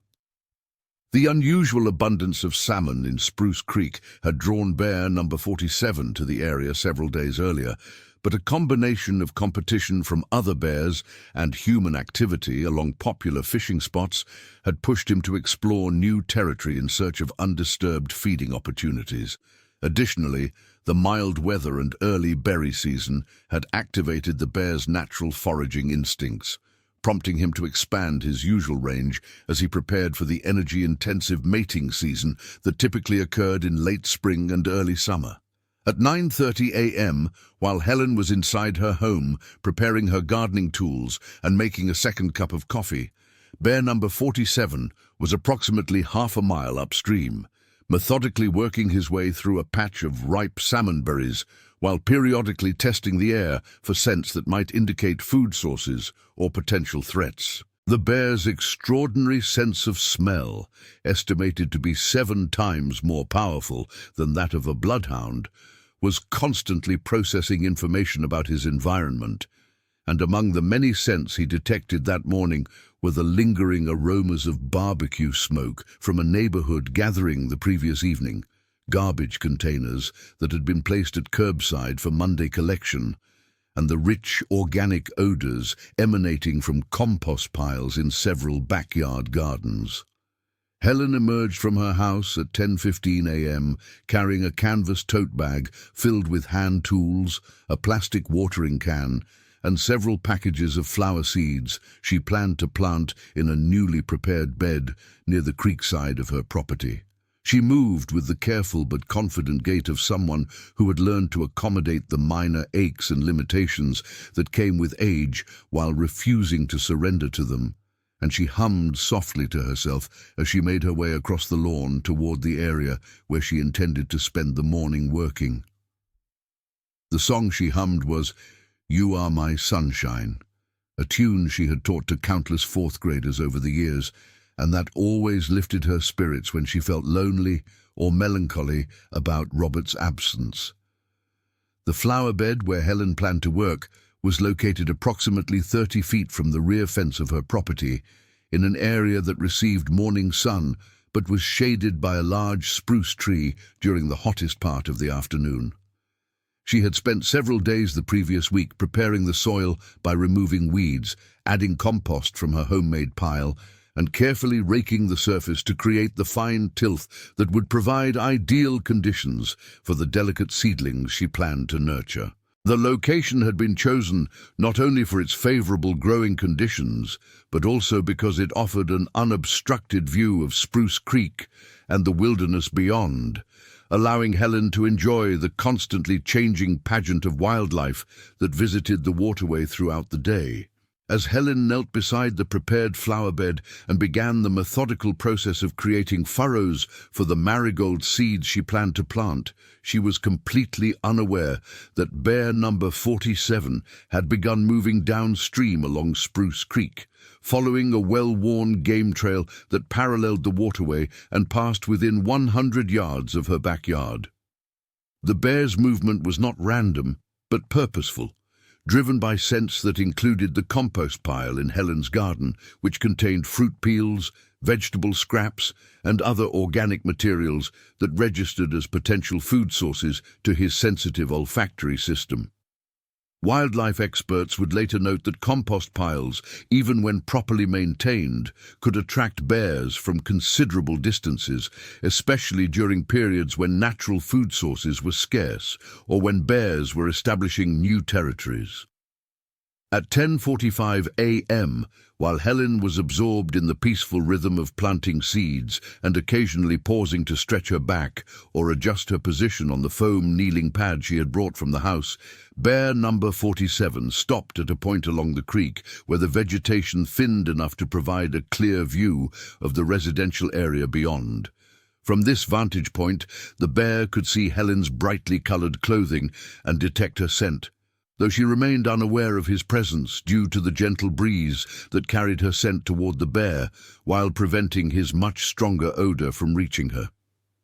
The bear observed Helen for several minutes, displaying the patience and intelligence that had allowed him to survive and thrive in an environment where competition for resources was intense and dangers were ever present. What happened next would be debated extensively by wildlife experts, psychologists, and law enforcement officials in the weeks and months following the attack, but the most likely scenario, based on physical evidence and expert analysis of bear behavior, was that bear number 47 became convinced that Helen's activity in the garden represented either a threat to his newly established territory or an opportunity to investigate a potential food source that warranted further exploration. The bear's decision to leave the relative safety of the creek area and venture into the residential neighborhood represented a significant escalation in risk-taking behavior that suggested either desperation driven by hunger or a dangerous familiarity with human environments that had reduced his natural caution. The approach that bear number 47 made toward Helen's property was methodical and deliberate, following a route that took advantage of available cover while providing multiple escape options should the situation require a rapid retreat. The bear moved through the dense vegetation along the creek bank for approximately 150 yards before crossing the waterway at a shallow ford that was frequently used by various wildlife species. Once on the residential side of the creek, he continued to advance using a drainage ditch that had been excavated years earlier to divert runoff from the neighborhood streets, and that was now overgrown with tall grass and shrubs that provided excellent concealment for an animal of his size and coloration. Helen Wright continued her gardening work, completely absorbed in the satisfying task of planting seeds and visualizing the colorful display they would create in a few weeks when the marigolds began to bloom. She had always found gardening to be meditative, a peaceful activity that allowed her mind to wander, while her hands performed familiar, comforting tasks that connected her to the cycles of growth and renewal that defined life in Alaska's challenging environment. As she worked, she mentally composed the weekly letter she would write to her children, planning to tell them about the progress of her garden, the unseasonably nice weather, and her decision to volunteer at the summer reading program at the library, a commitment that would help fill the long hours that sometimes weighed heavily during her retirement. At 11:20 a.m., bear number 47 reached the edge of Helen's property and paused behind a cluster of wild rose bushes that grew along the rear fence line, a position that placed him less than 50 feet from where Helen knelt among her flowers. From this concealed vantage point, the bear could observe Helen's movements while remaining completely hidden from her view, and he spent several minutes assessing the situation with the careful attention that had enabled him to survive encounters with humans, other bears, and the numerous hazards of life in the Alaskan wilderness. The bear's breathing was controlled and quiet, his massive body motionless except for the constant movement of his head as he tested the air currents for information about this unfamiliar human and the environment she occupied. The physical evidence would later show that bear number 47 spent at least 10 minutes in this observation position, leaving behind clear paw prints in the soft soil beside the creek, broken vegetation where his massive body had brushed against the rose bushes, and several tufts of brown fur that had been caught on thorns as he maneuvered into position. During this period, Helen continued her gardening activities, occasionally talking softly to herself as she worked, a habit she had developed during the lonely months following Robert's death, when the silence of the empty house sometimes became overwhelming. Her voice, though barely audible to human ears, would have been clearly detected by the bear's sensitive hearing, providing him with constant updates on her location and activity level. The attack, when it finally occurred, began with a sudden decision that bear number 47 made at approximately 11:33 a.m., though the exact trigger for his aggressive action would never be definitively determined. Experts would later speculate that Helen's movement to a new section of the flower bed might have been interpreted by the bear as an attempt to flee, activating his chase instinct, or that a sudden shift in wind direction might have carried an unfamiliar scent that the bear perceived as threatening. Another possibility was that the bear had simply decided that Helen's prolonged presence in what he now considered his territory was unacceptable, and that direct confrontation was necessary to establish dominance over the area. Whatever the trigger, bear number 47's charge from his concealed position was devastating in its speed and power, covering the 50 feet between his hiding place and Helen's location in less than 4 seconds, a velocity that would have been impossible for any human to evade, even if they had been aware of the approaching danger. The bear's initial movement was absolutely silent, his massive paws making no sound on the soft ground as he accelerated toward his target with the fluid grace that characterized these apex predators despite their enormous size. Helen's first indication that anything was amiss came when she sensed a shadow falling across her workspace and began to turn her head to identify the source of the unexpected darkness. The moment when Helen Wright first saw the charging bear would be frozen in the memory of everyone who later heard her story, a split second of pure terror that represented the collision between ordinary human life and the raw, primal forces of nature that still ruled much of Alaska despite decades of development and modernization. Helen's initial reaction was one of complete disbelief, her mind refusing to process the impossible reality of a 1,100-pound brown bear materializing in her carefully tended garden like some nightmare creature from a fairy tale or horror movie. Her mouth opened to scream, but no sound emerged as her vocal cords constricted with fear and her diaphragm seized with the shock of confronting her own mortality in such a sudden and violent form. Bear number 47's attack was swift and brutal, beginning with a powerful swipe of his right front paw that caught Helen in the upper torso and sent her flying backward approximately 8 feet. Her body hitting the ground with tremendous force and immediately rolling several times before coming to rest against the base of a small apple tree. The bear's claws, each measuring over 4 inches in length and sharp enough to strip bark from trees and dig through frozen ground, left deep lacerations across Helen's chest and shoulder, cutting through her cotton shirt and the light sweater she wore underneath, as if they were tissue paper. The sound of the initial impact was described by James Morrison, who was working in his garage approximately 200 feet away, as resembling a baseball bat hitting a watermelon, a wet, crushing noise that was immediately followed by an otherworldly roar that seemed to shake the ground and cause birds throughout the neighborhood to explode from their perches in panic. The bear's attack continued without pause as he closed the distance to where Helen lay, stunned and bleeding, her body broken, but her mind still functioning with the terrible clarity that sometimes accompanies moments of extreme trauma.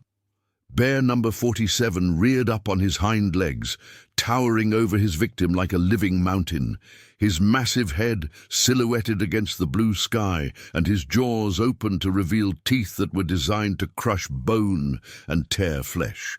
The bear's eyes, small and dark in proportion to his enormous skull, showed no emotion or malice, only the cold focus of a predator that had committed to a course of action and would see it through to completion regardless of the consequences. Helen's attempts to protect herself were pitifully inadequate against such overwhelming force, her hands raised weakly in front of her face as the bear dropped back to all fours and lunged forward to deliver the killing blow. The massive jaws closed around Helen's head and neck with a pressure estimated at over 1,000 pounds per square inch, more than enough force to crush a human skull or sever the spinal cord with a single bite. The attack lasted only seconds, but those seconds contained an eternity of violence and terror that would haunt everyone who later learned the details of Helen Wright's final moments. James Morrison had been organizing tools in his garage when the sound of the initial attack reached his ears, and his first thought was that someone had dropped a heavy piece of equipment or that a tree branch had fallen somewhere in the neighborhood. But the roar that followed was unmistakably the sound of a large predator, a noise that Morrison had heard before during hunting expeditions, but never in a residential setting where such sounds seemed impossible and terrifying. Morrison dropped the wrench he had been holding and moved quickly to the open garage door, scanning the neighborhood for any sign of what had produced such an alarming noise. From his position in the garage, Morrison could see most of Helen Wright's backyard, including the area where she typically worked in her garden, but his view was partially obscured by a fence and several large trees that blocked his line of sight to the rear portion of her property. What he could see clearly was a large brown shape, moving with violent energy near the area where he knew Helen often spent her mornings, and it took him several seconds to process the impossible reality that a massive brown bear was attacking his elderly neighbor in her own backyard. Morrison's first instinct was to run toward the scene to help Helen, but his practical knowledge of bear behavior, gained through years of living in Alaska, told him that approaching an attacking bear would likely result in his own death while doing nothing to save Helen's life. Instead, Morrison grabbed his cell phone and dialed 911 while simultaneously shouting for his wife Linda, who was inside the house preparing lunch for their daughters. The call was answered by dispatcher Jennifer Kozlov at the Kodiak Police Department Communications Center at 11:35 a.m., just 2 minutes after the attack had begun, and Morrison's frantic report of a bear attack in progress prompted the immediate activation of multiple emergency response protocols that had been developed specifically for such incidents on Kodiak Island, where encounters between humans and brown bears were considered an unfortunate but inevitable reality of life. 911. "What's your emergency?" Kozlov asked, in the calm, professional tone that had been drilled into her through years of training and experience with crisis situations. "There's a huge bear attacking my neighbor," Morrison shouted into the phone, his voice cracking with stress and horror. "It's killing Helen Wright at 1247 Spruce Creek Road. You need to get here now." Kozlov immediately began typing Morrison's information into her computer system while simultaneously reaching for the radio that would allow her to dispatch patrol units to the scene. "Sir, I need you to stay on the line with me and tell me exactly what you're seeing. Are you in a safe location?" "I'm in my garage, but I can see the bear from here," Morrison replied, his breathing rapid and shallow as adrenaline flooded his system. "It's huge, bigger than any bear I've ever seen. It's on top of Helen, and there's blood everywhere. Oh God, I think it's too late. I think she's already dead." The emergency response to Morrison's 911 call was immediate and comprehensive, involving multiple agencies that had trained extensively for exactly this type of incident. Within 30 seconds of receiving the call, Kozlov had dispatched 2 patrol units from the Kodiak Police Department, requested backup from the Alaska State Troopers, and notified the Alaska Department of Fish and Game that a fatal bear attack was in progress. Additionally, she contacted the Kodiak Area Emergency Medical Services and requested that they dispatch an ambulance and trauma team to the scene, though the nature of Morrison's report suggested that their services would likely be needed for body recovery rather than life-saving treatment. The first patrol unit to respond was driven by Officer Michael Larson, a 12-year veteran of the Kodiak Police Department who had attended numerous bear-related incidents during his career but had never been called to an active attack. Larson's unit was located less than 2 miles from Spruce Creek Road when he received the dispatch, and he immediately activated his emergency lights and siren while radioing his estimated time of arrival as 6 minutes. As he raced through the quiet residential streets, Larson reviewed the department's protocols for bear attacks, reminding himself that his primary responsibilities were to ensure public safety, secure the scene, and protect evidence that would be crucial for the subsequent investigation. Officer Larson's arrival at 1247 Spruce Creek Road at 11:42 a.m. marked the beginning of a complex emergency response operation that would involve dozens of personnel from multiple agencies and continue for several hours. As Larson turned into Helen Wright's driveway, he could see James Morrison standing at the edge of his property, frantically waving his arms and pointing toward the backyard where the attack had occurred.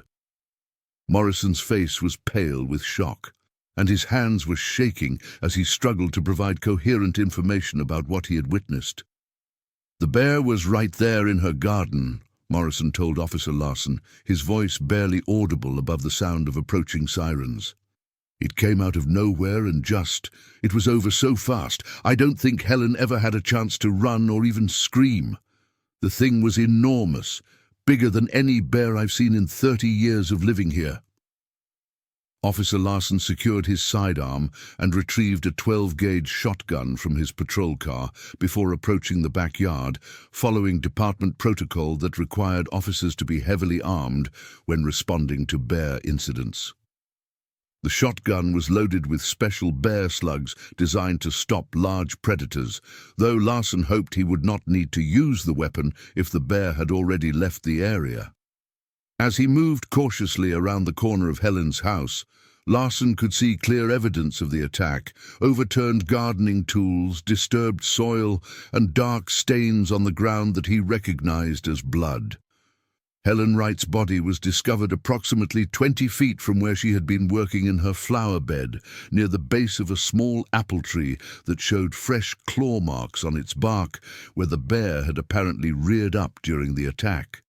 The scene was one of devastating violence, with Helen's clothing torn and blood-soaked, her gardening tools scattered across a wide area, and clear signs that she had been dragged several feet from her original position. Officer Larsen approached the body carefully, constantly scanning the surrounding area for any sign that the bear might still be present, while using his radio to report his findings to dispatch and request additional units to establish a perimeter around the property. "Dispatch, this is Unit 7 on scene at 1247 Spruce Creek Road," Larsen radioed, in a steady voice that betrayed none of the horror he felt at seeing the aftermath of the attack. "I have confirmed one fatality, appears to be an elderly female. The bear is not currently visible, but there are fresh tracks leading toward the creek area. I need backup units to establish a perimeter and keep civilians away from the area."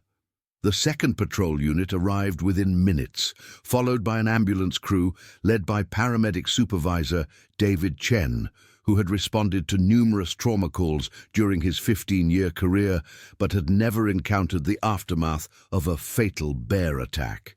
Chen and his partner approached Helen's body with professional composure, while Officer Larsen and his backup continued to secure the scene and watch for any sign of the bear's return. The paramedics' examination was brief but thorough, confirming what everyone already knew: that Helen Wright had suffered massive trauma that was incompatible with life, and that she had almost certainly died within minutes of the attack beginning. The investigation of the attack scene began immediately, led by Alaska State Trooper Sergeant Lisa Hendricks, a wildlife specialist who had trained extensively in bear attack reconstruction and forensic analysis. Sergeant Hendricks arrived at the scene at 12:15 p.m., approximately 40 minutes after the attack had occurred, and immediately began the methodical process of documenting and analyzing the physical evidence that would help determine exactly how the attack had unfolded and whether any preventive measures might have made a difference in the outcome. Her work would be crucial not only for the official report that would be filed with state and federal agencies, but also for helping the Wright family understand what had happened to their mother and for providing information that might prevent similar attacks in the future. The physical evidence at the scene painted a clear picture of an attack that had been swift, violent, and completely one-sided, with Helen Wright having no opportunity to defend herself or escape from her attacker. Sergeant Hendricks noted clear paw prints in the soft soil of the garden that indicated a large male brown bear, probably weighing between 1,000 and 1,200 pounds, based on the size and depth of the tracks. The bear's approach route was clearly visible in the disturbed vegetation along the creek bank, and several tufts of brown fur caught on rose thorns showed where the animal had concealed himself before launching his attack. The attack itself had covered an area of approximately 30 by 20 feet, with evidence suggesting that Helen had been struck initially while kneeling beside her flower bed, and then dragged to the location where her body was found. The force of the bear's initial blow was evident from the distance Helen's body had traveled and the pattern of blood spatters on nearby plants and structures. Sergeant Hendricks carefully photographed each piece of evidence, measured distances and angles, and collected samples that would be analyzed by state crime laboratory technicians to confirm the details of what had occurred. While the investigation continued at the attack site, other personnel were working to locate and track the bear responsible for Helen's death. Alaska Department of Fish and Game biologist Dr. Robert Kellerman arrived at the scene at 1:30 p.m. with a team of trackers and a specially trained bear detection dog named Max, a German shepherd who had been trained to locate and track bears even when they had left an area hours earlier. Dr. Kellerman's team immediately began following the clear trail that bear number 47 had left when departing the scene, tracks that led directly back toward Spruce Creek and then upstream toward the wilderness areas where the animal had originally been feeding. The tracking operation revealed that bear number 47 had not fled in panic after the attack, but had instead moved deliberately back toward his established territory, stopping several times to investigate scents and mark trees with his claws, behavior that suggested he was not traumatized by the encounter with Helen Wright, but rather viewed it as a successful defense of his claimed area. This behavioral pattern was particularly concerning to wildlife officials because it indicated that the bear might be likely to attack again if humans entered what he now considered his territory, making it essential that he be located and destroyed before additional encounters could occur. The news of Helen Wright's death spread rapidly through the small community of Kodiak, where everyone seemed to know everyone else and where violent crime of any kind was extremely rare. Word of the attack first reached the local news media when reporter Sarah Martinez of KMXT Radio monitored the emergency services scanner and heard references to a code red bear incident with fatality being broadcast to responding units. Martinez immediately contacted the police department for confirmation and was told that details would be provided at a press conference scheduled for later that afternoon. But the basic facts of the attack were already spreading through the community via social media and word of mouth. Helen Wright's neighbors were stunned by the news, particularly because the attack had occurred in broad daylight in a residential area where bears were occasionally seen but had never been known to attack humans. Eric Peterson, Helen's elderly neighbor and close friend, was visibly shaken when informed of her death by police officers who were conducting interviews with residents who might have witnessed or heard the attack. Peterson had lived on Kodiak Island for over 50 years and had extensive experience with brown bears, but he had never imagined that such an attack could occur in his quiet neighborhood. Helen was always so careful about bears, Peterson told Officer Larson during his interview. She never left food outside, she always made noise when she was in her garden, and she knew not to approach or feed any wildlife. I can't understand how this could have happened to someone who followed all the safety rules we've all learned to live by here. The psychological impact of Helen's death extended far beyond her immediate neighbors to affect the entire Kodiak community, where residents had always lived with the knowledge that brown bears shared their island, but had generally felt safe in their homes and neighborhoods. The attack forced everyone to confront the reality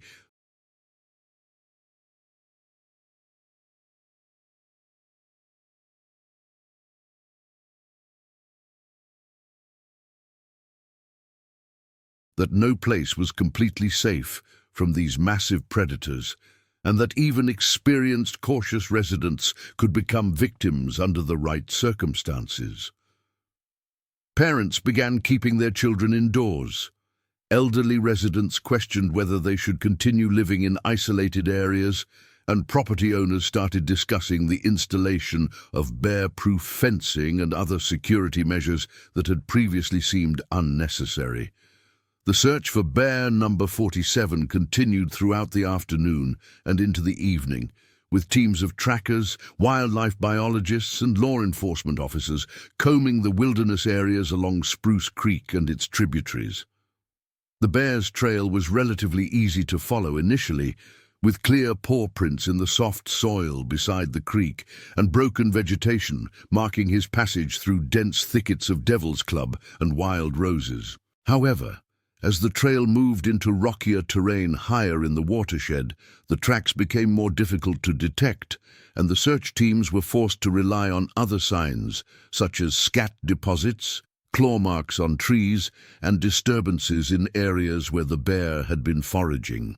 Dr. Kellerman's team established a base camp approximately 2 miles upstream from Helen's house, in an area where the bear's tracks were clearly visible and where several daybeds indicated that he had been spending considerable time in recent weeks.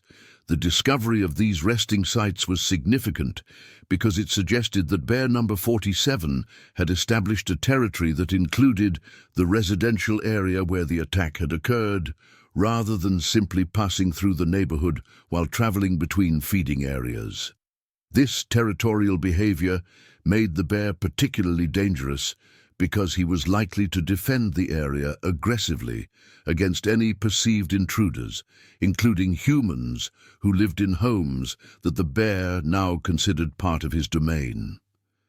The media response to Helen Wright's death was immediate and extensive, with news outlets throughout Alaska and eventually across the United States reporting on the attack and its implications for human-wildlife coexistence in areas where large predators were common.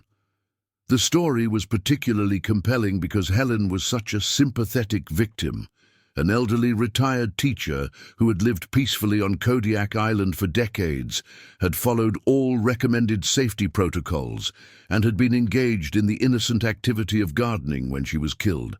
Her death seemed to represent a fundamental breakdown in the informal truce that had allowed humans and bears to share the island's limited space for so many years. Television crews began arriving on Kodiak Island within hours of the attack, including teams from Anchorage-based stations and eventually national news organizations that were drawn by the dramatic nature of the story and its implications for wildlife management policies throughout Alaska.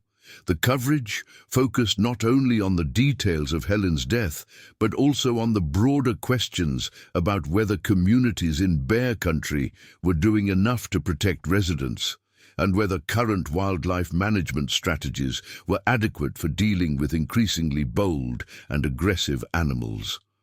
The press conference, held by Kodiak Police Chief Robert Thompson and Alaska Department of Fish and Game Regional Supervisor Dr. Patricia Williams at 6 p.m. on June 15th, provided the first official details about the attack and the ongoing efforts to locate and destroy the bear responsible for Helen's death. Chief Thompson emphasized that the attack appeared to be an isolated incident and that residents should not panic, while Dr. Williams explained the tracking efforts and assured the public that every possible resource was being devoted to ensuring that the dangerous bear was eliminated before it could pose a threat to anyone else. This is a tragic reminder that we share this island with some of the most powerful predators in North America, Dr. Williams told the assembled reporters and community members. While attacks like this are extremely rare, they serve as a reminder that we must remain vigilant and continue to follow established safety protocols when living in bear country. Our immediate priority is to locate and remove the bear responsible for Mrs. Wright's death, and we will not rest until that objective is accomplished. The search for bear number 47 continued through the night of June 15th and into the following day, with teams using spotlights and thermal imaging equipment to scan areas where the bear might be resting or feeding. The operation was complicated by the dense vegetation and rugged terrain that characterized much of Kodiak Island's interior, as well as by the need to avoid disturbing other bears that were also active in the area and that might pose additional threats to search personnel. Wildlife officials were particularly concerned about the possibility that bear number 47 might have been accompanied by other bears when he established his territory near Spruce Creek, a situation that could complicate efforts to identify and eliminate the specific animal responsible for the attack. On the morning of June 16th, approximately 20 hours after Helen Wright's death, the search teams received their first significant break when Max, the bear detection dog, alerted to a strong scent trail near a salmon spawning area approximately 3 miles upstream from the attack site. The trail led to a dense thicket of alder trees where fresh bed sites and feeding signs indicated that a large bear had been present very recently, possibly within the previous few hours. Dr. Kellerman's team immediately established observation posts around the area and began the careful process of waiting for the bear to return to what appeared to be one of his preferred resting spots. The wait ended at 2:30 p.m. on June 16th, when bear number 47 emerged from the forest and began feeding on salmon in the creek approximately 200 yards from where the search team had established their position. The bear was immediately identified as the animal responsible for Helen's death based on his enormous size, distinctive markings, and behavior patterns that matched the evidence found at the attack site. Dr. Kellerman made the difficult decision to authorize the immediate destruction of the bear, recognizing that public safety required the elimination of an animal that had demonstrated a willingness to attack humans in residential areas. The shooting of bear number 47 was carried out by Alaska Department of Fish and Game Enforcement Officer Captain James Rodriguez, a marksman with over 20 years of experience in wildlife management, who used a high-powered rifle to deliver a single fatal shot to the bear's head from a distance of approximately 150 yards. The bear died instantly, ending a manhunt that had involved dozens of personnel and countless hours of dangerous work in difficult terrain. The death of bear number 47 provided some measure of closure for Helen Wright's family and the Kodiak community, though it also represented the loss of a magnificent predator whose death might have been prevented if different management strategies had been in place. The necropsy performed on bear number 47's carcass provided additional insights into the factors that might have contributed to his aggressive behavior and fatal attack on Helen Wright. The examination, conducted by State Veterinarian Dr. Michelle Foster, revealed that the bear was in excellent physical condition, with no signs of disease, injury, or malnutrition that might have explained his unusually aggressive behavior toward humans. However, analysis of the bear's stomach contents showed that he had been feeding heavily on salmon and berries in the days before the attack, suggesting that he was not driven by desperation or hunger, but rather by territorial instincts or other behavioral factors that were more difficult to understand and predict. The investigation into Helen Wright's death continued for several weeks after bear number 47 had been destroyed, with wildlife officials, law enforcement personnel, and independent experts working to determine whether any preventive measures might have made a difference in the outcome and what lessons could be learned to prevent similar attacks in the future. The final report, released by the Alaska Department of Fish and Game in August 2025, concluded that the attack was an isolated incident that could not have been reasonably predicted or prevented, given the current state of knowledge about bear behavior and the existing safety protocols that were in place on Kodiak Island. However, the report also included several recommendations for improving public safety in bear country, including enhanced monitoring of bear populations in residential areas, improved education programs for residents about bear behavior and safety protocols, and consideration of physical barriers such as electric fencing in areas where human-bear conflicts were most likely to occur. The report emphasized that Helen Wright had done everything correctly according to established safety guidelines, and that her death represented a tragic reminder of the inherent risks associated with living in close proximity to large predators. The notification of Helen Wright's children about their mother's death was handled by Alaska State troopers working in coordination with local law enforcement agencies in Oregon and Colorado, where Sarah Wright Peterson and Michael Wright lived respectively. Both children received phone calls from troopers at approximately 3 p.m. on June 15th, roughly 4 hours after the attack had occurred, and both immediately made arrangements to travel to Kodiak Island to handle their mother's affairs and make arrangements for her funeral. The shock of learning that their independent, capable mother had been killed by a bear in her own backyard was overwhelming for both children, who had worried about her safety but had never imagined that such a violent death was possible. Sarah Wright Peterson arrived on Kodiak Island on June 17th, flying from Portland via Anchorage on one of the small commuter aircraft that provided the island's primary connection to the outside world. She was met at the airport by family friend Eric Peterson and immediately taken to the police station, where she was briefed on the investigation and shown some of the evidence that had been collected at the attack site. Sarah's first reaction was one of complete disbelief, followed by anger at the wildlife management policies that had allowed such a dangerous predator to roam freely in residential areas where elderly people lived alone and vulnerable. "My mother loved living on Kodiak Island, and she always said she felt safe there," Sarah told reporters who had gathered outside the police station. "She followed all the bear safety rules. She was careful about securing her garbage and not leaving food outside, and she never did anything that should have put her at risk. The fact that she could be killed by a bear in her own backyard while gardening makes me question whether the state is doing enough to protect people who choose to live in these remote communities."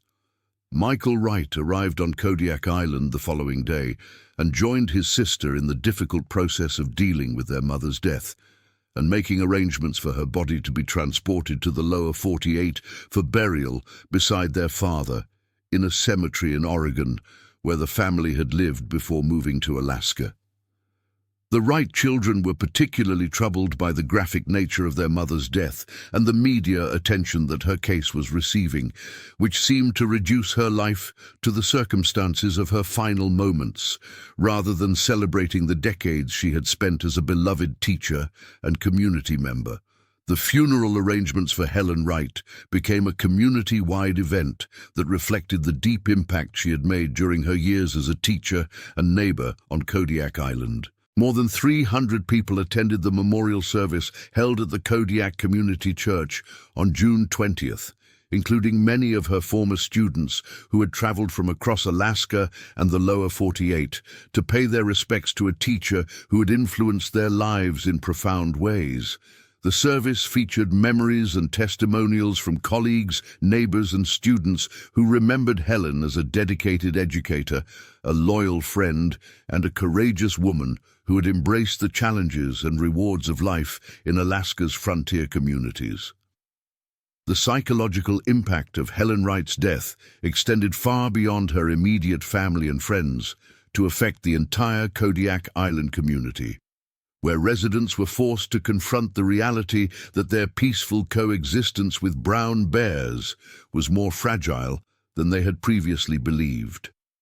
Many longtime residents reported feeling anxious about outdoor activities that they had previously enjoyed without concern, and several elderly residents made the decision to move to more populated areas where the risk of bear encounters was reduced.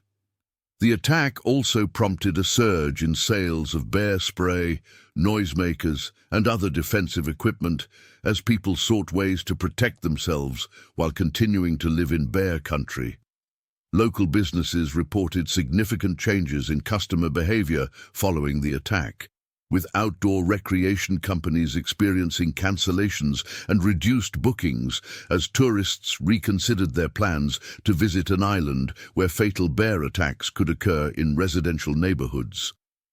Hotel and bed and breakfast operators noted that guests were asking many more questions about bear safety and expressing concerns about walking alone or engaging in outdoor activities during their visits.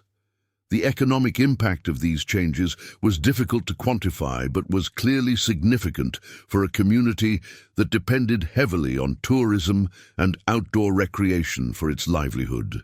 The legal implications of Helen Wright's death were complex and multifaceted, involving questions about government liability for wildlife management decisions, property owner responsibilities for bear safety, and the adequacy of existing regulations governing human-bear interactions. While no lawsuits were filed immediately following the attack, Legal experts noted that the case raised important questions about whether state and local governments had adequately protected residents from known dangers and whether current wildlife management policies provided sufficient protection for people living in bear country. The Wright family consulted with attorneys about the possibility of filing wrongful death claims against various government agencies, but ultimately decided against pursuing litigation after being advised that proving negligence would be extremely difficult given the established legal precedents regarding wildlife attacks and government immunity.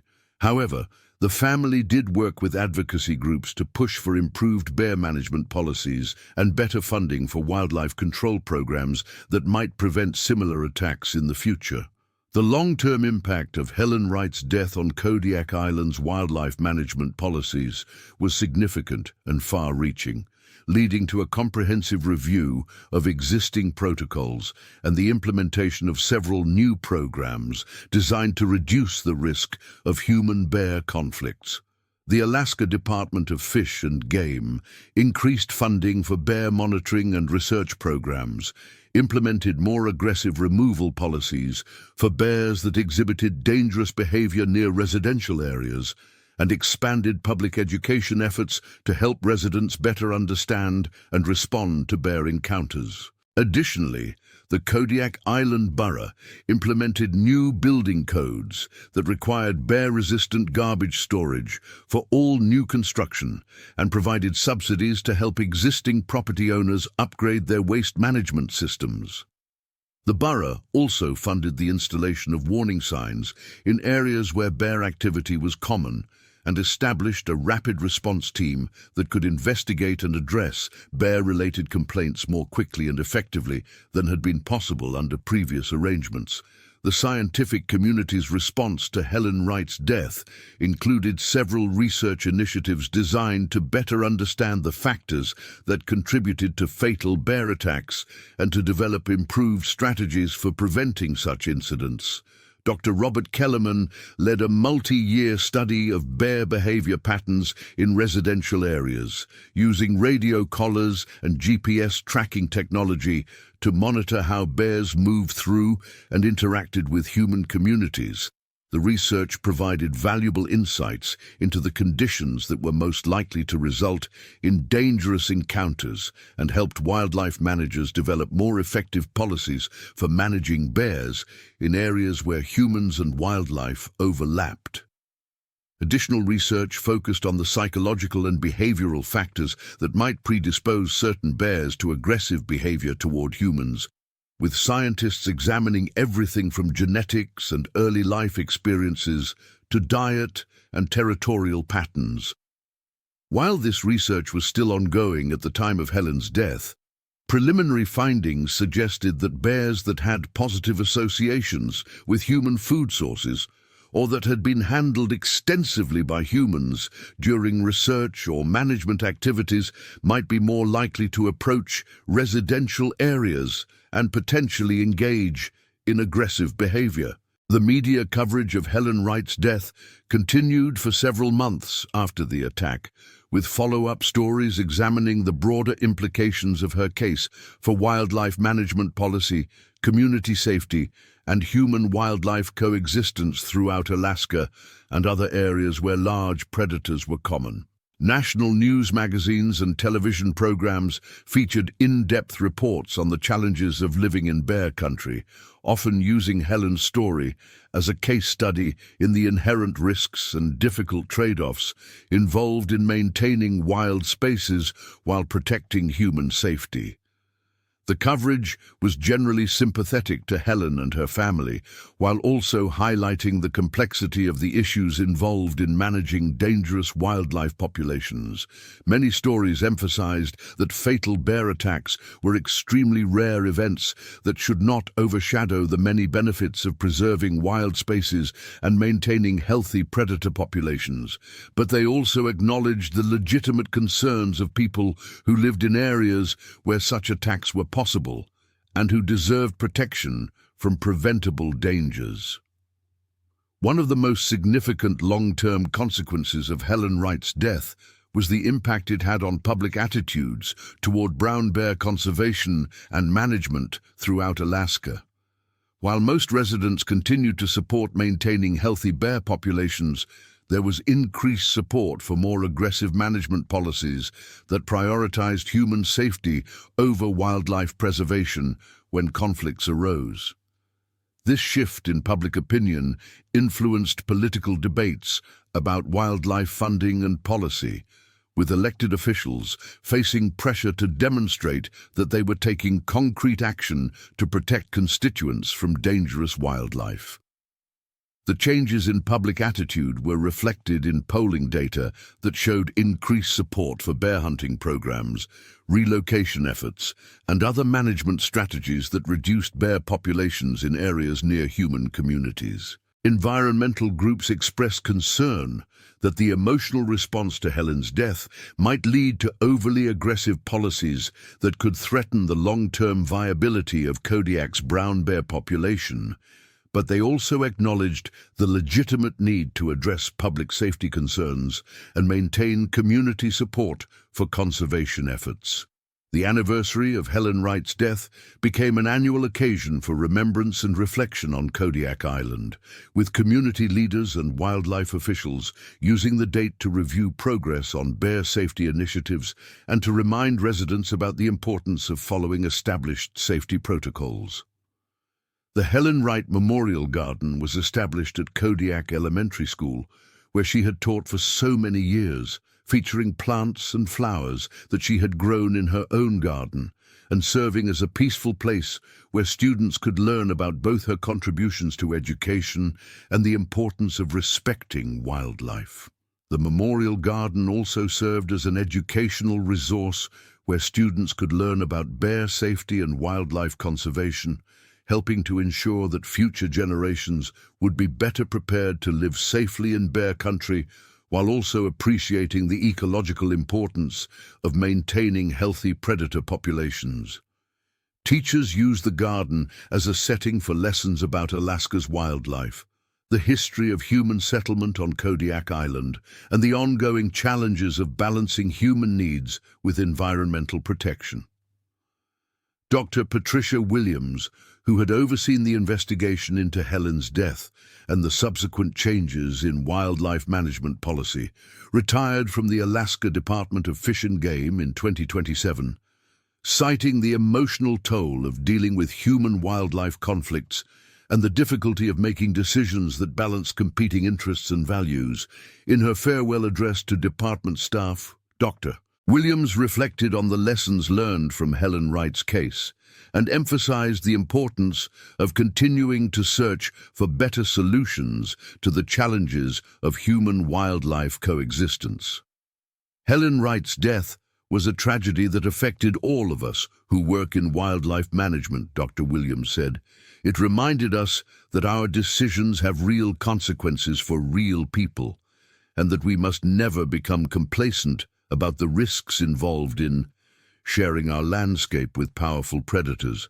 At the same time, we must remember that these animals are an irreplaceable part of Alaska's natural heritage, and that finding ways to coexist safely with them is one of our most important responsibilities. The economic impact of Helen Wright's death on Kodiak Island's tourism industry was significant but temporary, with visitor numbers declining by approximately 15% in the summer following the attack, before gradually recovering as new safety measures were implemented and public confidence was restored. Tour operators adapted their programs to include more comprehensive bear safety education and modified itineraries to avoid areas where dangerous encounters were most likely to occur. The island's marketing efforts also shifted to emphasize the safety measures that had been implemented and the rarity of fatal attacks, while still acknowledging the wild nature of the destination that attracted many visitors. Local businesses that catered to outdoor enthusiasts, such as fishing guides and hiking outfitters, reported that clients were more interested in bear safety equipment and training than they had been before Helen's death. This created new opportunities for businesses that specialized in bear safety products and services, with several new companies establishing operations on Kodiak Island to meet the increased demand for bear spray, noisemakers, and safety training programs. The case of Helen Wright also influenced wildlife management policies and public safety protocols in other parts of Alaska and throughout North America, where large predators posed potential threats to human communities. Wildlife agencies in Montana, Wyoming, and other states with significant bear populations studied the Kodiak incident and implemented similar monitoring and response programs designed to identify and address dangerous animals before fatal attacks could occur. The sharing of information and best practices among wildlife agencies helped improve safety measures across a wide geographic area and potentially prevented other tragic incidents. International wildlife management organizations also took note of the lessons learned from Helen's death, with experts from Canada, Russia, and Scandinavia studying the case to improve their own policies for managing human-bear conflicts. The global nature of human-wildlife conflict issues meant that effective solutions developed in one location could often be adapted for use in other areas with similar challenges, making Helen's death a catalyst for improved safety measures that extended far beyond Kodiak Island. 5 years after Helen Wright's death, bear number 47's mounted skull and hide were displayed in the Alaska Department of Fish and Game's Education Center in Kodiak, serving as a sobering reminder of the power and potential danger of the island's brown bear population. The display included detailed information about the attack and the lessons learned from the incident, helping visitors understand both the magnificent nature of these predators and the importance of respecting their power and unpredictability.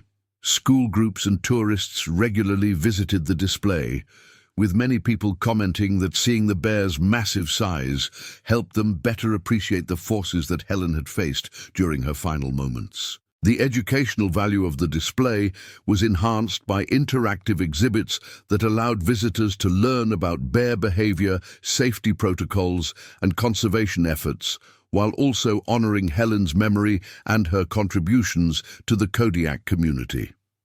Park rangers and volunteer educators used the display as a starting point for discussions about wildlife management, personal responsibility in bear country, and the ongoing challenges of maintaining both human safety and healthy wildlife populations in Alaska's unique environment.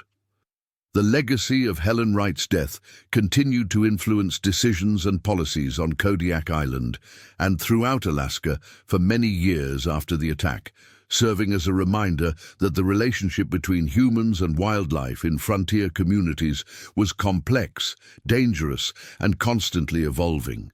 Her story became part of the collective memory of a community that had learned to live with both the beauty and the risks of sharing their island home with some of North America's most powerful predators, and her name was invoked whenever discussions arose about the proper balance between human safety and wildlife conservation.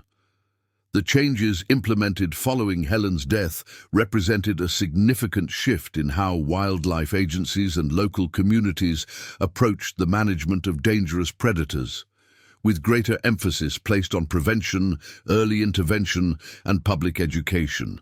While fatal bear attacks remained rare events, the comprehensive response to Helen's case helped ensure that future incidents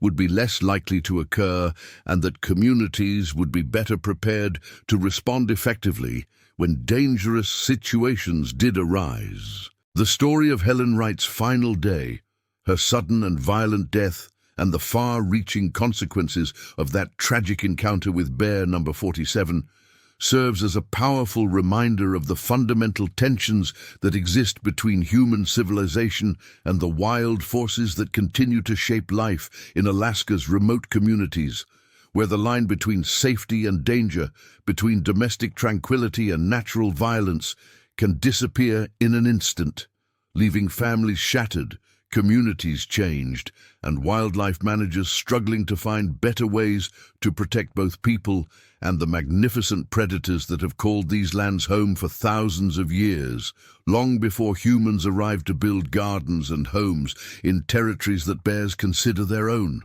A conflict as old as human settlement, but as immediate and urgent as the next encounter between a person and a bear in the endless wilderness that surrounds and defines life on Kodiak Island.